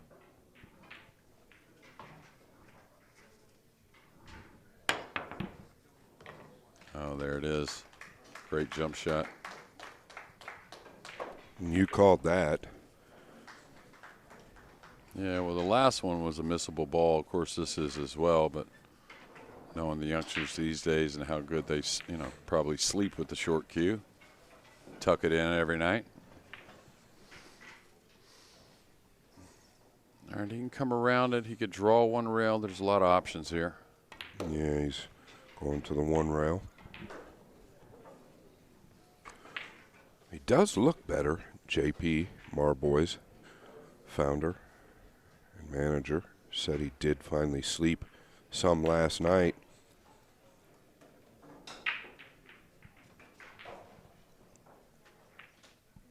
And I think that's something SVB's always been able to do real well, which I've always been jealous of, Jeremy, is he could sleep without any problems. Yeah, usually that is the case for SVB. 4-2 is our score here. We'll have a short break. Stay tuned.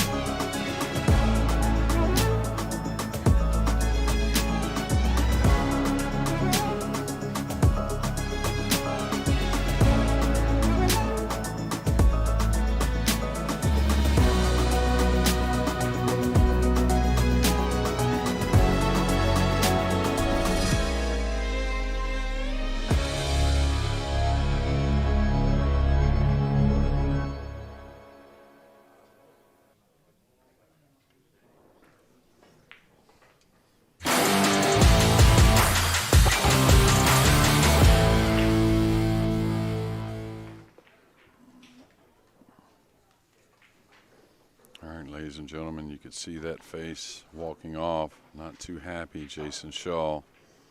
2 losses now today, both at the clip of 5-1. Dang gets back on the board.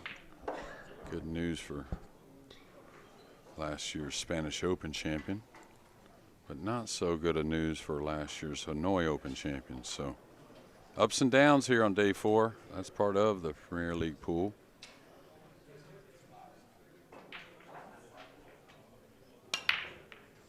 All right, much better looking on the break. Definitely they're starting to look more alike each time, and that's a good sign for Michael. Yeah, everything coming together for him. Yeah, again, it may, that's a little too thin, surrendering ball in hand. And this is one of those matches where it could creep up and haunt him. Regalario not looking bad to me, striking the ball well, quite clean. Doesn't look negative in any way. This is just one of those matches, Jeremy, that could sneak up and bite Feliciano if he's not careful. Yeah, for sure. It's important a couple balls to get on the 5 nicely. It's not that bad. There are some options. But, you know, if you're looking, you know, I always try to think long term. You know, that was just the best way for me to look at things. That's how I played my best. But, you know, for Feliciano moving forward, you know, this break looking better, there's going to be plenty more events for him to play in this year. So, got to take something from nothing as best you can. Wow, and that's a miss, and by some piece as well. I don't think he's going to get much of a roll. Near did he really deserve one? Just kind of miss-hit the cue ball is all I can tell you there.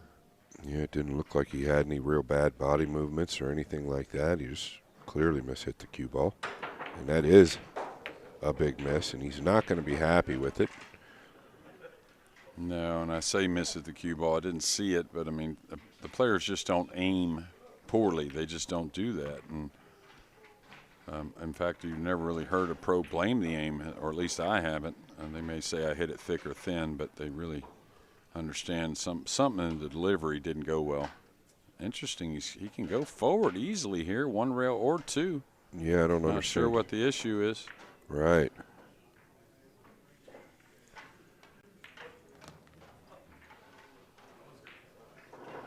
So Feliciano said, please keep me on table 1 for the next match as well. Yeah. Can we rearrange the schedule a bit? I'm just going to win 2 matches in a row here on day 4. And Bernie, you know, his camp stays positive, keeps him going. He'll be better. Feliciano's definitely heating up. Short break. We'll be back with more.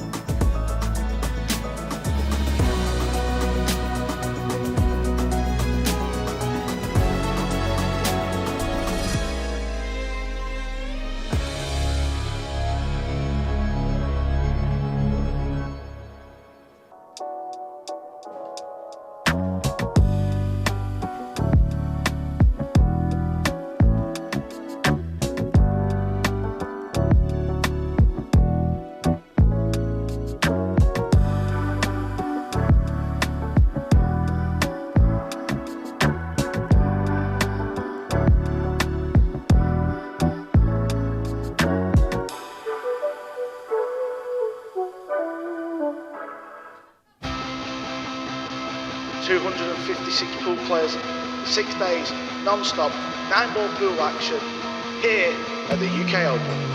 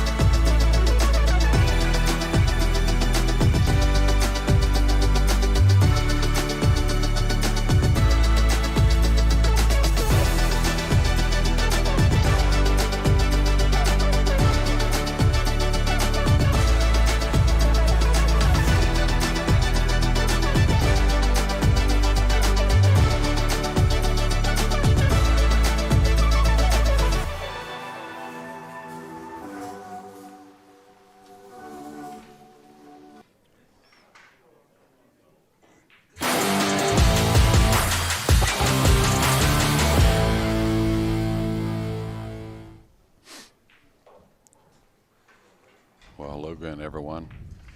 More action soon. Here's our table 1 results so far and our last match, 5-0 for Koping over Dang. FSR goes down to Gorst. Jason Shaw loses the first one to Woodward. Ouschan loses to Feliciano. Feliciano another win over Bernie. Now Mario He and Al-Kaidi to finish on table 1. Table 2 results. Zelinsky another win. Al-Kaidi another loss, unfortunately. Mario He 5-2 over Filler, so he getting going. Win Antoine over Bernie. SVB with a comeback over Koping Chong. Dang with another win now over Jason Shaw, and FSR to finish with Win Antoine. Now our leaderboard, it has changed mildly in some positions, but SVB still on the top. Skyler looking good. Feder making a move. Jason's got to get it going with a few others. Speaking of SVB, we're going to hear from SVB in a short little clip. Shane, a great win out there against Koping Chong and an incredible way to win it. Talk us through that match. I got lucky. He made a couple mistakes and took advantage of his mistakes and, took every opportunity I could get. You're top of the league now in Premier League pool. You're playing really well out there. How are you feeling? I've been feeling pretty good. I've been playing non-stop for like 2 months. Been finishing high in other tournaments. I'm pretty much on a mission. So, trying to win, as much tournaments I can get. And I'm feeling pretty good, and, I got a lot of confidence in my game, and, just doing one at a time. Are you a fan of the format? Because obviously it's short races, but you're playing so many of them all the time against different really good opponents.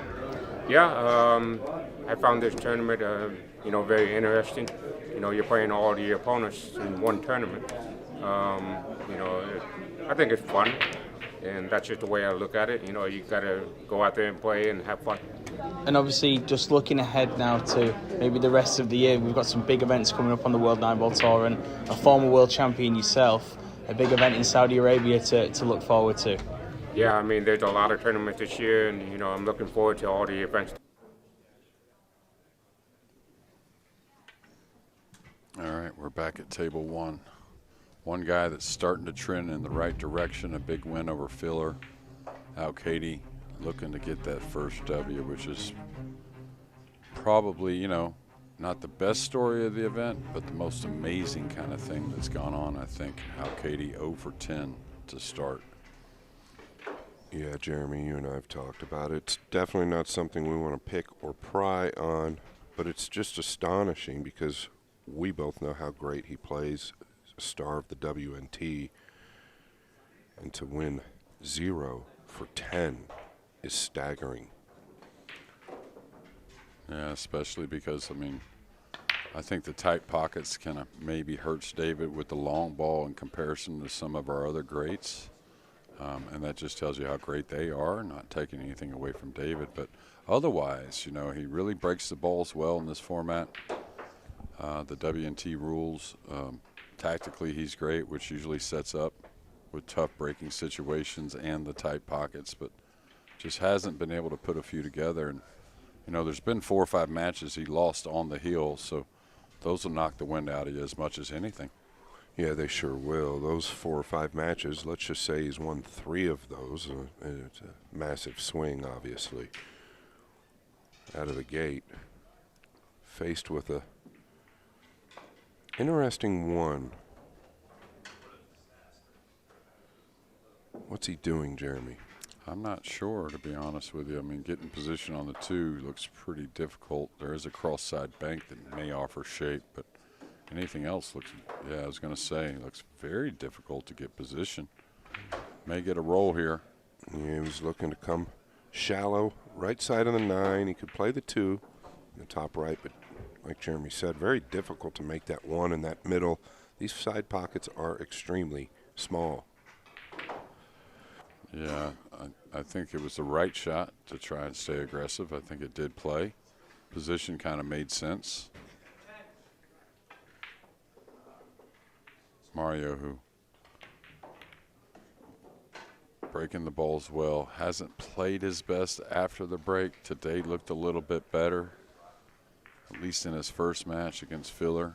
You cannot play poorly and beat Filler. I don't care what the race is.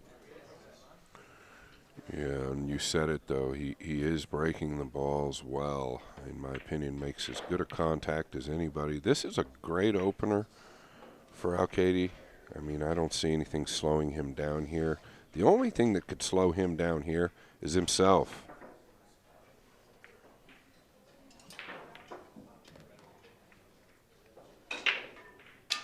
Yeah, and nothing about this event sets up, or any nine-ball event really on the World Nine-Ball Tour, sets up to get a little mental behind it. And the slick felt, the tight pockets. Of course, you're facing a champion no matter who you're playing. Nothing gets you really settled but yourself. And if your mind isn't at ease or not how it should be, the game becomes, triple tough, right? It's already difficult as it is. And something I like to point out is, especially here and in this format, if you get a little bit out of line, you can't overstress on it. Take what the table gives you. The Coe brothers are really fascinating at that. They just seem to manufacture something anytime they get a little bit out of line. They don't stress. And I think that goes for David. He needs to just kind of go with the flow at this point. Yeah, you wouldn't ever say he was the type of player that got loose. Even when he was loose, it didn't appear so. He's going to get a little straight here. So better not stress, right, Jeremy? Yeah. Well, I'm stressed for the guy, really. Mario trying to fight back. We want to see David get that W sooner than later, but just every little thing, and as soon as the ball starts to get a little out of line or a little more difficult, you can just almost see the heart rate climbing. Good little recovery there. Nice position on the 9 in game number 1. Yeah, he stayed down well, went through the 8. Very good. Yeah, FSR David Al-Kaidi, our Spanish Open champion, and what a match that was against Anton Raga in the final, 13-12. It was incredible last year in the World Nine-Ball Tour Finals. It was either the most unbelievable performance that made maybe a score that wasn't so close, or it would seem like it was heel-heel. It was nothing in between, and there were really never a player dragging their feet. No one ever played bad in the finals. It was just one person had to win. Good look here at FSR, playing Win Antoine. It's one apiece there, and you can watch that at the Matchroom Multisport Live YouTube channel. And this is that shot that he plays so well. Came back and forth. Mario Heat a break. Well, I don't think the 7's going to get in the way. This is going to be exactly what the doctor ordered. And the 5 is up against the 9 last minute, Jeremy. Yeah, I think the 4 near. I think the 5 does play to what will end up being the lower right once we change the camera angle. I think it plays anyways, and the 4 is near. So, I mean, there should be some kind of way to get at this 5 ball. I don't see a problem there, really. I mean, of course, it's not easy when you don't have multiple pocket options for a ball, but yeah, definitely doable. Yeah, you just want to get to the right side, the correct side of the pink 4. Yeah, and either's okay. This is where the stroke does matter. If you kind of poke at it, you could get a little more straight on the 5, or the 4 rather, and that will cause problems, getting that position to the 5. So make the commitment, one side or the other works on the 4. Yeah, I like that statement there. You just don't want to get lazy, get straight. He's going to be okay here. Yeah, a little steeper than he wanted, right? But he's going to be just fine. He can drag over one rail. Yeah, anytime you're close to it, you can really overcome the angle quickly. I like that little extra time, though, because we have seen some balls miss that I feel like The only way they miss them, of course, nerves can make you do anything, but is maybe taking a ball for granted. So not the tables to do that. I'm personally a big fan of this man's game. I've heard you talk about when he might win a major, and it still has to be coming most likely. I mean, nobody ever has to win a major, but you'd like to think that Mario He is a perfect candidate for that. Yeah, the last time I played in the U.S. Open, I think it was the last time I played. I won my first couple of matches and went and looked at the board and didn't know his name. Saw Mario He. I was like, oh, man, maybe it gets a little easier, because I drew Corey and Earl my first two, so not easy matches by any means. Right. And someone quickly behind me, I was at the tournament board and said, no, that guy won 4 Euro Tours this year. So I was like, okay. Shows me what I know. Yeah, well, it's easy to do, especially if you don't know the names. I've been dealing with that at times over the last year. All right, and come across, just make sure the cue ball doesn't fall too much below the 9. This is where you really ease it. That way it doesn't arc on you. And perfect position. So good stuff from these two to start in the first 2 games. Tied at 1 apiece. Jeremy, it's been good stuff overall, right? Today it seems like most of the guys playing pretty good. I do think that has a lot to do with the conditions, but it's nice to see. Well, I think some have traveled from abroad. A lot have been in the States for a piece and played in Boston, some in Vegas. So, but still a lot of pools, so, one good night's sleep can go a long ways. Mario He, again, desperately wanting to make that Moscone Cup team, but I think his best chance of making it is doing what he does and just not think about it much. Just get on with it from tournament to tournament, ball to ball, game to game.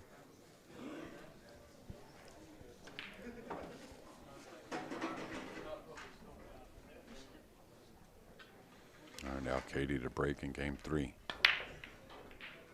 He's missed the 1. He's missed the 1. He's going to leave a pretty easy safety. Maybe a cross corner bank. Maybe the 5's in the way. It's close. Yeah, kind of trying to figure out what he did on that break now that I'm paying a lot more attention. Yeah, probably just weld him to the back of the 3 here.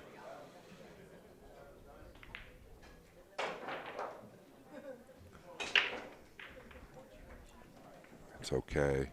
You really do expect them to get him up nice and tight on the 3. Mario wanted to do the same because Al-Kaidi headed to the jump cue. To me, Jeremy, this jump looks so tough because he's so close to the 3, but these guys make it look easy. I think it's just half the 3, though. So and half the 5, right? Yeah, I don't think the 5 will really come into play too much just because he's got to get it up quickly. Good chance of making this one. Didn't like his strike on the 1. You could tell a little disturbed behind it, but or strike on the cue ball, rather. He'll take it, though. And I'll tell you, if it was like a more, let's say, important situation for David, of course, he's wanting to get on the board, but you could tell overall he's a little down about things. Like if that was the finals of a big tournament, that may have been the way he was playing it. He may have been playing it there. He may not have even been going for the pot on the 1 ball. Good hit there. May have fluked the 2. It's going to spin over. All right, a pretty easy cross-side bank here. Could cut it in the corner as well. Well, he's not questioning much. Yeah, he's not questioning much. Now he's questioning it just a bit. He went, it looked like, to the bank, and now looks like he's going to the top left. Oh, a great hit there. If that's any sign of the Al-Kaidi to come, let's hope. He's just going to roll here and bump the 3 over. Watch out now, the 4-up table wants a little angle, easy to get straight on when you bump the ball like this. He did get a little bit of an angle, so he's got to work the cue ball. There's not much there, though. Yeah, and this is one of those ones you're probably better going forward, but that 9 could prove to be a problem. He's going to come backward. I thought he had this angle to draw out still, though. Got to put a good stroke on it. Yeah, it wants to just kind of fizzle off that rail. Yeah. Watch it get attached to the 7. No. And that shot on the 2 he had, if you just make sure you're conscious of getting a little angle when you bump into the 3, you almost always do. Most take that shot for granted a little bit, and often you end up straight or straight-ish. And there's a big challenge here. And I just felt like that was a challenge for him. He played to make the ball, overcut it by some margin. Mario looking to use either the green 6 or black 8 here. Yeah, neither sit that great overall. I mean, maybe he can get the 4 up above the 6 and kind of just lightly get the cue ball behind the 8. Yeah, the cue ball's going to end up short. That's just part of it. Somewhat of a soft safety, even if he did get the snooker. I think Katie's got to be aggressive here. Go for the bank. I don't know that he will. Looks like it's pretty straightforward. Well, he's overrun the cue ball piece here. We may see a nice one coming back underneath the 8. Stun the cue ball over behind the 7-9. Looks like it lays real nice. You have to understand the bank. A little cut on it to straighten it out. But actually the slick table plays nice for that. And will slide up the rail a bit. I think the correct shot is the bank here. You could lay him down behind the 7-9 as well. Just bank the 4 up the rail. Both playing a little tentative. I like the bank as well. I think this ball straightens out nice. The pocket plays bigger. Well, he's played your shot. He kind of cut it versus stunning it over, though. Like, I like hitting it more in the face and kind of forcing the cue ball. Now David with no pocket.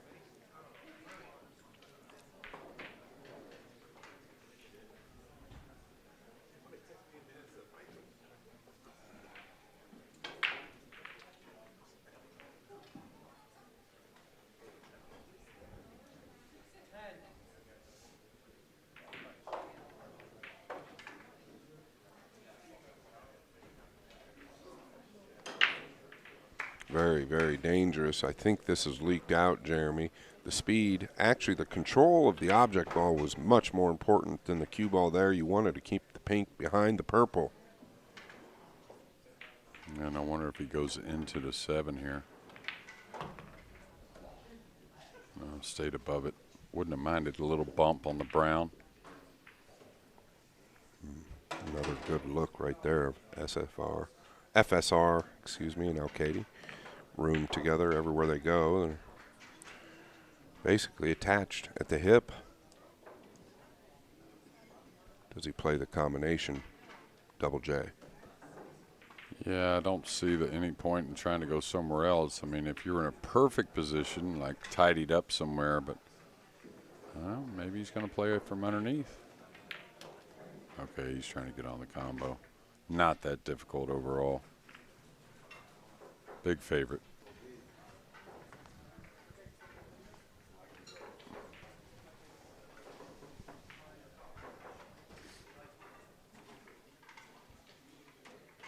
All right, Mario He for a 2-1 lead. Nicely struck. 2-1. Like I said, Mario He will be back in a few.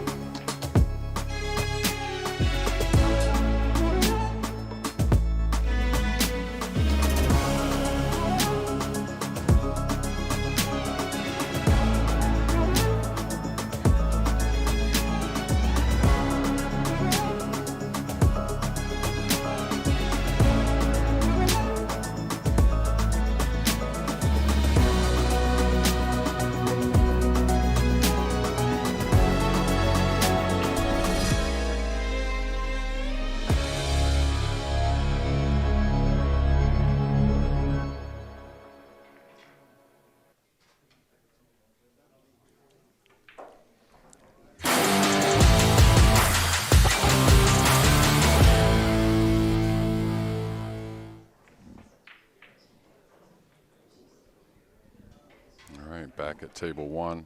Mario He with a 2-1 lead breaking in game 4. Katie still with, some mild or minor little struggles, but you can see it isn't taking much for him to get a little annoyed, and rightfully so.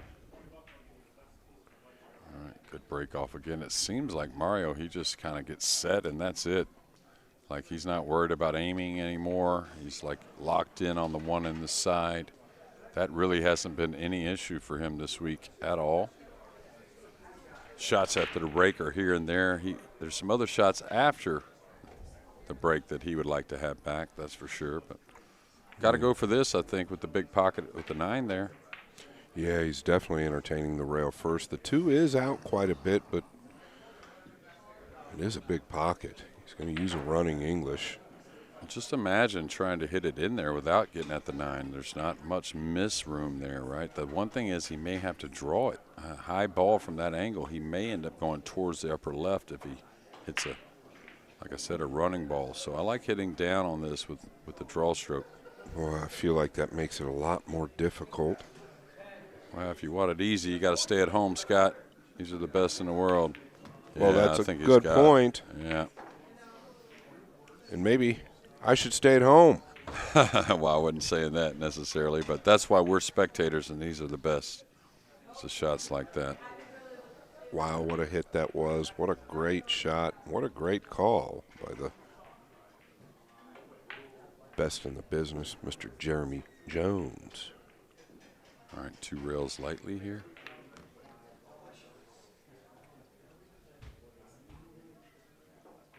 Saw it there, Mario, one of the few that really kind of centers up and then goes through the English kind of on the last stroke.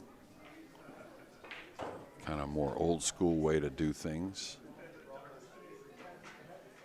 All right, he can handle a little angle to go around the 8. There isn't much there to go around the 7, so wants to get pretty foolish here on the 5.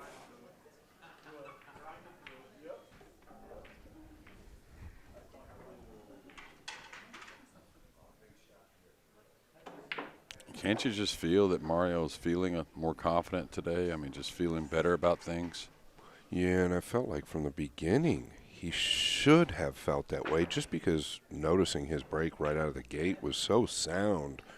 But obviously conditions and getting more comfortable, and as soon as we say that, this is going to get away from him and big time. Yeah, and there's all that room, all that open space in the center of the table. He's got such a beautiful, powerful stroke. I just don't ever think perfect is always necessary. It's always more about what you need, not what you want to do.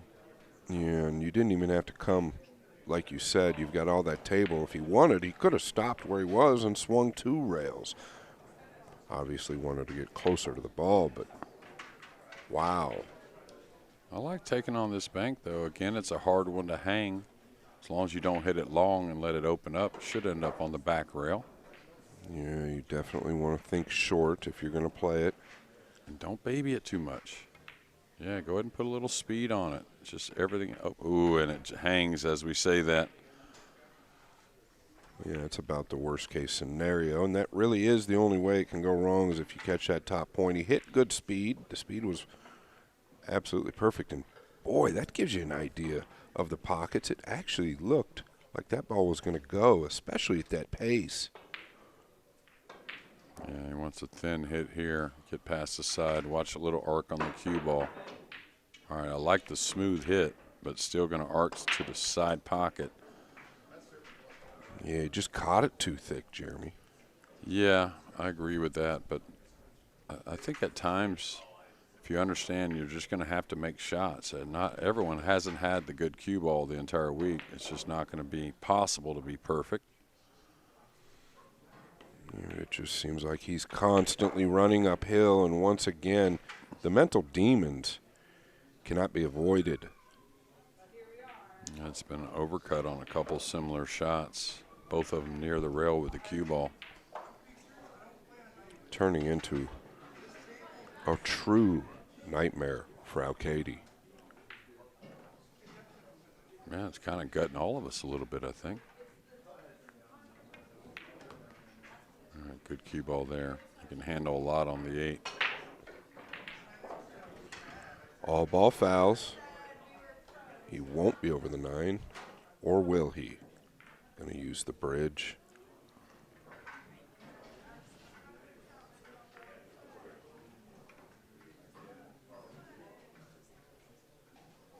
All right, no chance of the side pocket being a problem, but you don't have to come all the way down.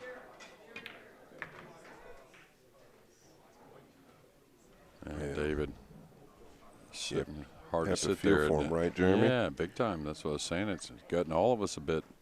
Yeah, it sure is. Not a good feeling to watch somebody go through that. All right. Game number 4 goes to Mario He. 3-1 is our score. Looks like it's 4-2 for FSR over Dang, with FSR just breaking the balls in game number 7. That's table number 2. You can watch that on your Matchroom Multisport Live YouTube channel.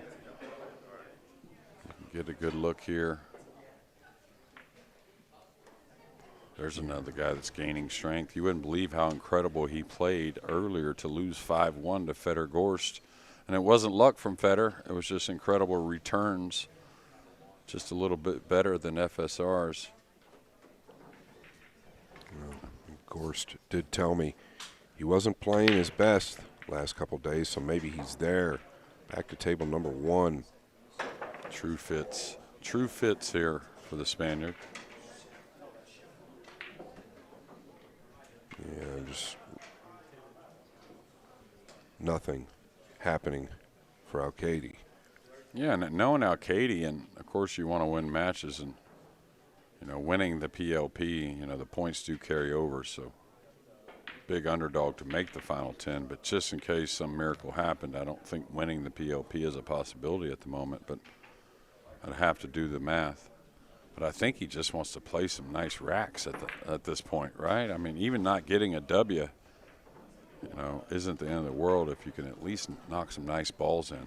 Yeah, absolutely. That's where you have to start. I mean, and he knows that. Obviously, he's a veteran. I don't even think, Jeremy, it's possible for him to qualify at this point. But that's neither here nor there. It's just like you said. I mean, if you're trailing 12-0 in a race to 13, how do you look at it? You don't look at it like, I hope this is over. You look at it like, I hope I get a shot, at least get a rack or 2 under my belt. Maybe I'll start feeling better for my next match or my next tournament. Yeah, I wonder if 3 rails and inside is really the shot versus zigzagging here, because you want a lot of speed when you're coming down this gap so you can get past it. And 3 rails with inside isn't going to offer much speed by the time the cue ball got down on this end.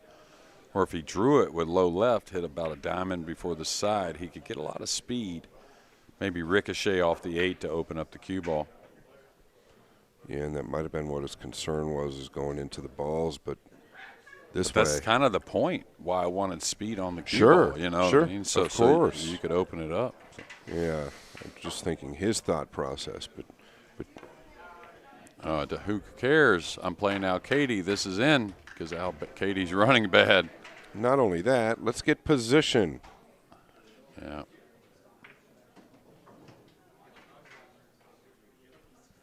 Wow. Over the 7 here. Not out of the woods yet. No, he's got to make a nice ball on the 6. Doesn't look like he can do much on the 7. Just cheat the pocket a little bit to get the cue ball out.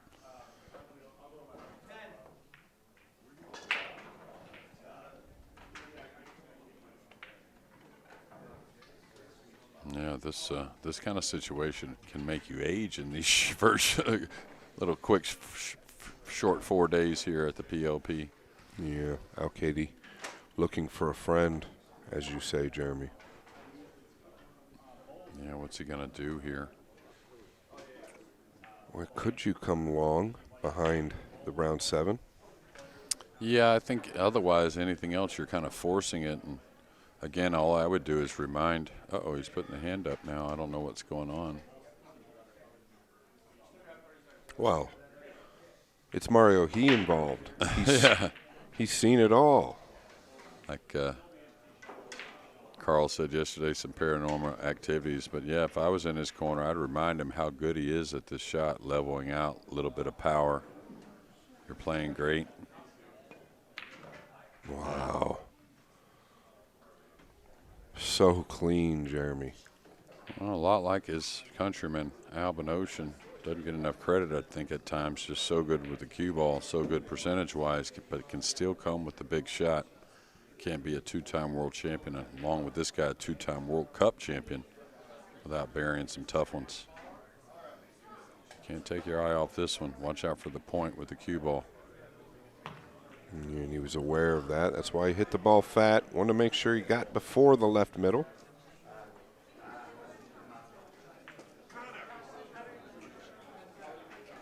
Little off angle here. Does he have to elevate and kill the cue ball?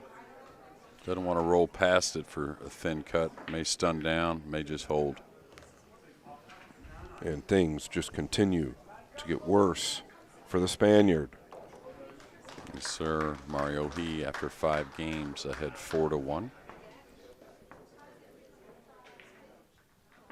FSR still in a battle at 4-2. Trying to grind out every game. You know, you never know about that rack differential, whether it's going to play in as a tiebreaker or not. So that's why you'll see maximum effort from these players. That's just kind of how they are anyways, but racks won and lost does or could have some influence on someone's tournament life. Yeah, and that's why Woodward was happy, not just because SVB is his friend, but that SVB beat Ko Ping Yi or Ko Ping Chong due to the rack differential. It gave Woodward a little bump in the numbers.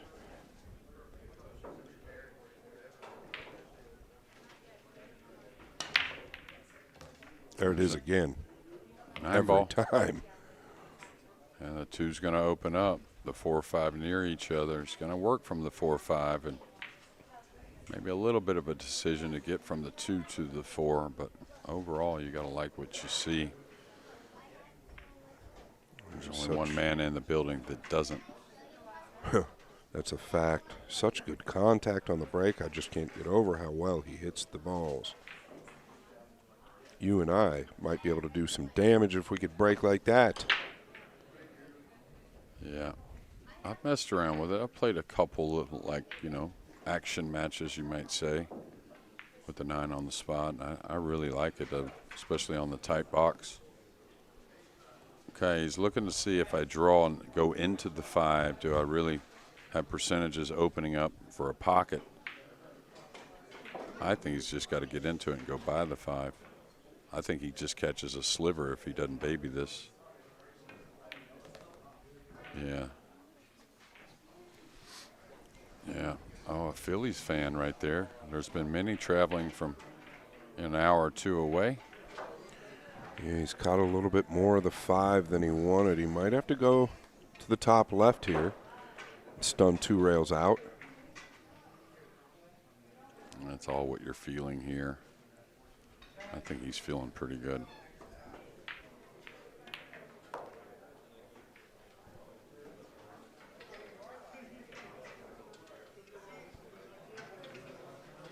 Looks like when Antoine has gotten another on his side, 4-3 is the score there. Just a few balls away from ending our play here on table number 1. That's the afternoon session. We'll definitely get you informed on what's coming up for the evening. Did it get funny here? It's close. It's very close. Just an extra rotation. Could cause a few little problems. He's so close to the object ball. He can manipulate a little bit. Always play the 9 in the top right as well. Yeah, there's not a whole lot of cheat in these pockets.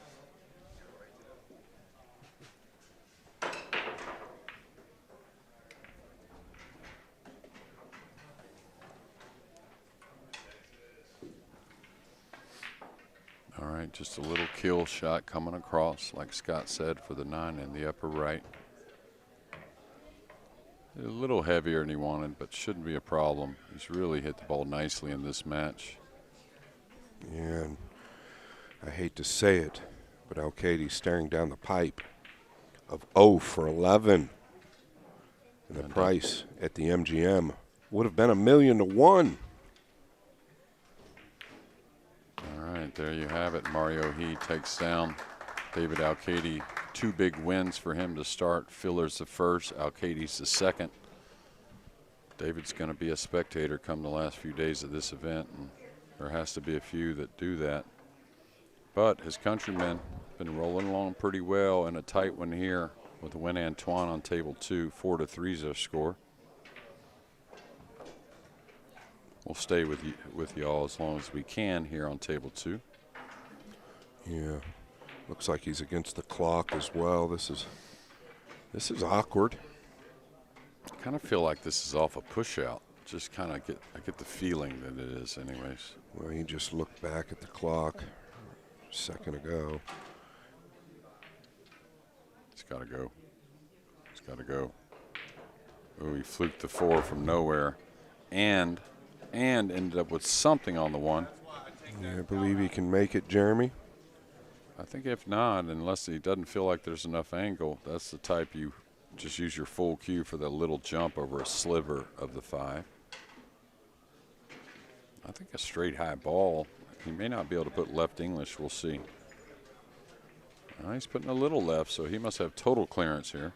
Yeah, it looks like you could see the whole ball. Watch the middle.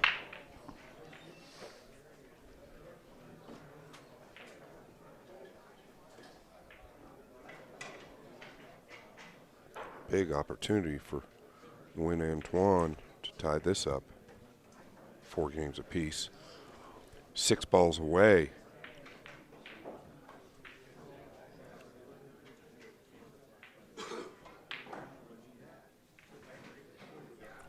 Yeah, don't see many problems here. Doesn't want to carry too much angle on the 6. That way when he comes 2 rails, probably trying to get above it, that being the 7. Should be okay. This is always a dangerous shot if you're coming 2 rails behind it. If you clip it, the 9's usually in the way, maybe. You may not end up with a shot. Okay, he got through the ball nicely. Good speed as well. Something I like to teach is there's a difference between high cue ball and an extreme high cue ball. You're a little short there, Jeremy. Yes, it was. But that's the thing. The difference is, yeah, some just kind of shake the head and kind of understand from it. Don't get too negative. This is still a pretty easy shot. Like if your opponent left you this off a miss, Scott, how happy would you be? You'd be thrilled, but he's not happy because he's overcut the room rent, and that's going to be a problem because FSR, to your point, is Scott now. Win Antoine just missed. Yeah. Well, I mean, we always talk about how mental pull is, and just that negative connotation prior to the shot, I just believe does not help. It's almost like, I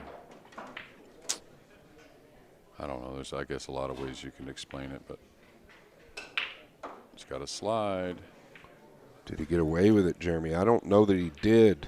No, I don't think so. And I'm surprised he didn't have more speed on that, really just going for the open make on the 8 and no real backdoor safety. Watch out for the corner up in the left if he's going 2 rails. Okay, hit it nice. Speed. Ooh, this kind of came the other way a little bit. And he's lefty. Can he reach over and get at that one? I think he can. We did see a little bit of a smile after the bank missed by FSR from Nguyen Antoine. It's really some of the first emotion I've seen from him.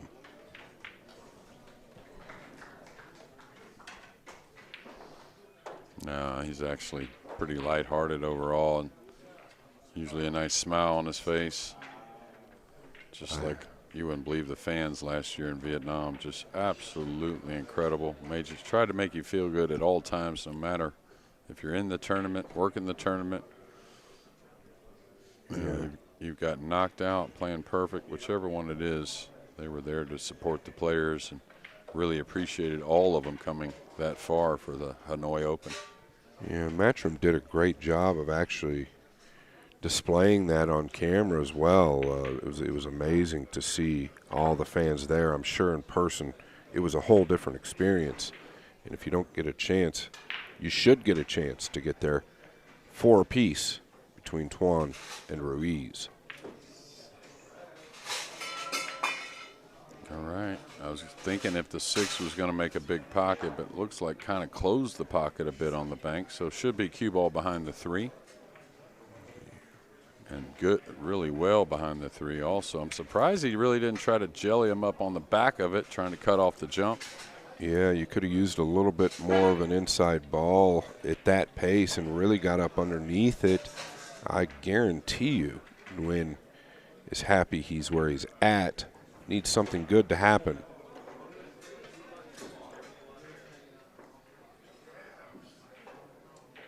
Way up in the air.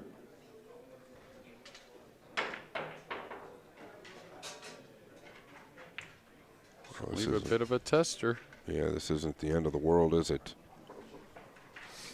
No, but I watched FSR for a year and a half. Really never missed one of these, it seemed. Yes. Just levels out so well, and the key is just how confidently he usually strikes this ball. Tip a right hand English, just a tip.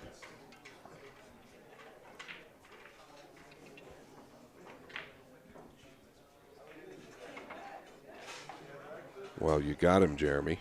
Yeah. Well, he's due to miss one. He didn't miss one for some time, it seemed. Now, Tuan, who had a bit of a better day yesterday, but looking to have an even better day 4. Yeah, Good thing that Carl had brought up.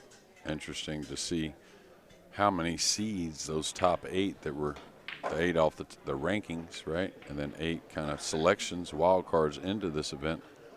How well the 8 do after the first round robin stages. There's a reason they are there. This is a big, big win for Tuan, though. He's perfect here to just go to the top rail, have a nice little natural angle to come down between the 7-8. Yeah, and I like what Jeremy said. You got to go to the top rail here. It's good enough. Just a little draw stroke with a hair left spin. Maybe a 6 to 8 inch bounce off the bottom cushion. It's going to be perfect, Jeremy.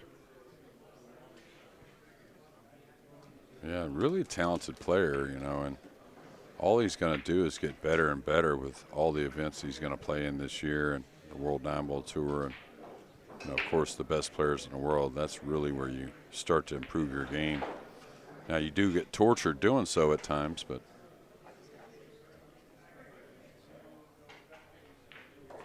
yeah, when Antoine takes down FSR 5-4, a nice victory there, a little comeback.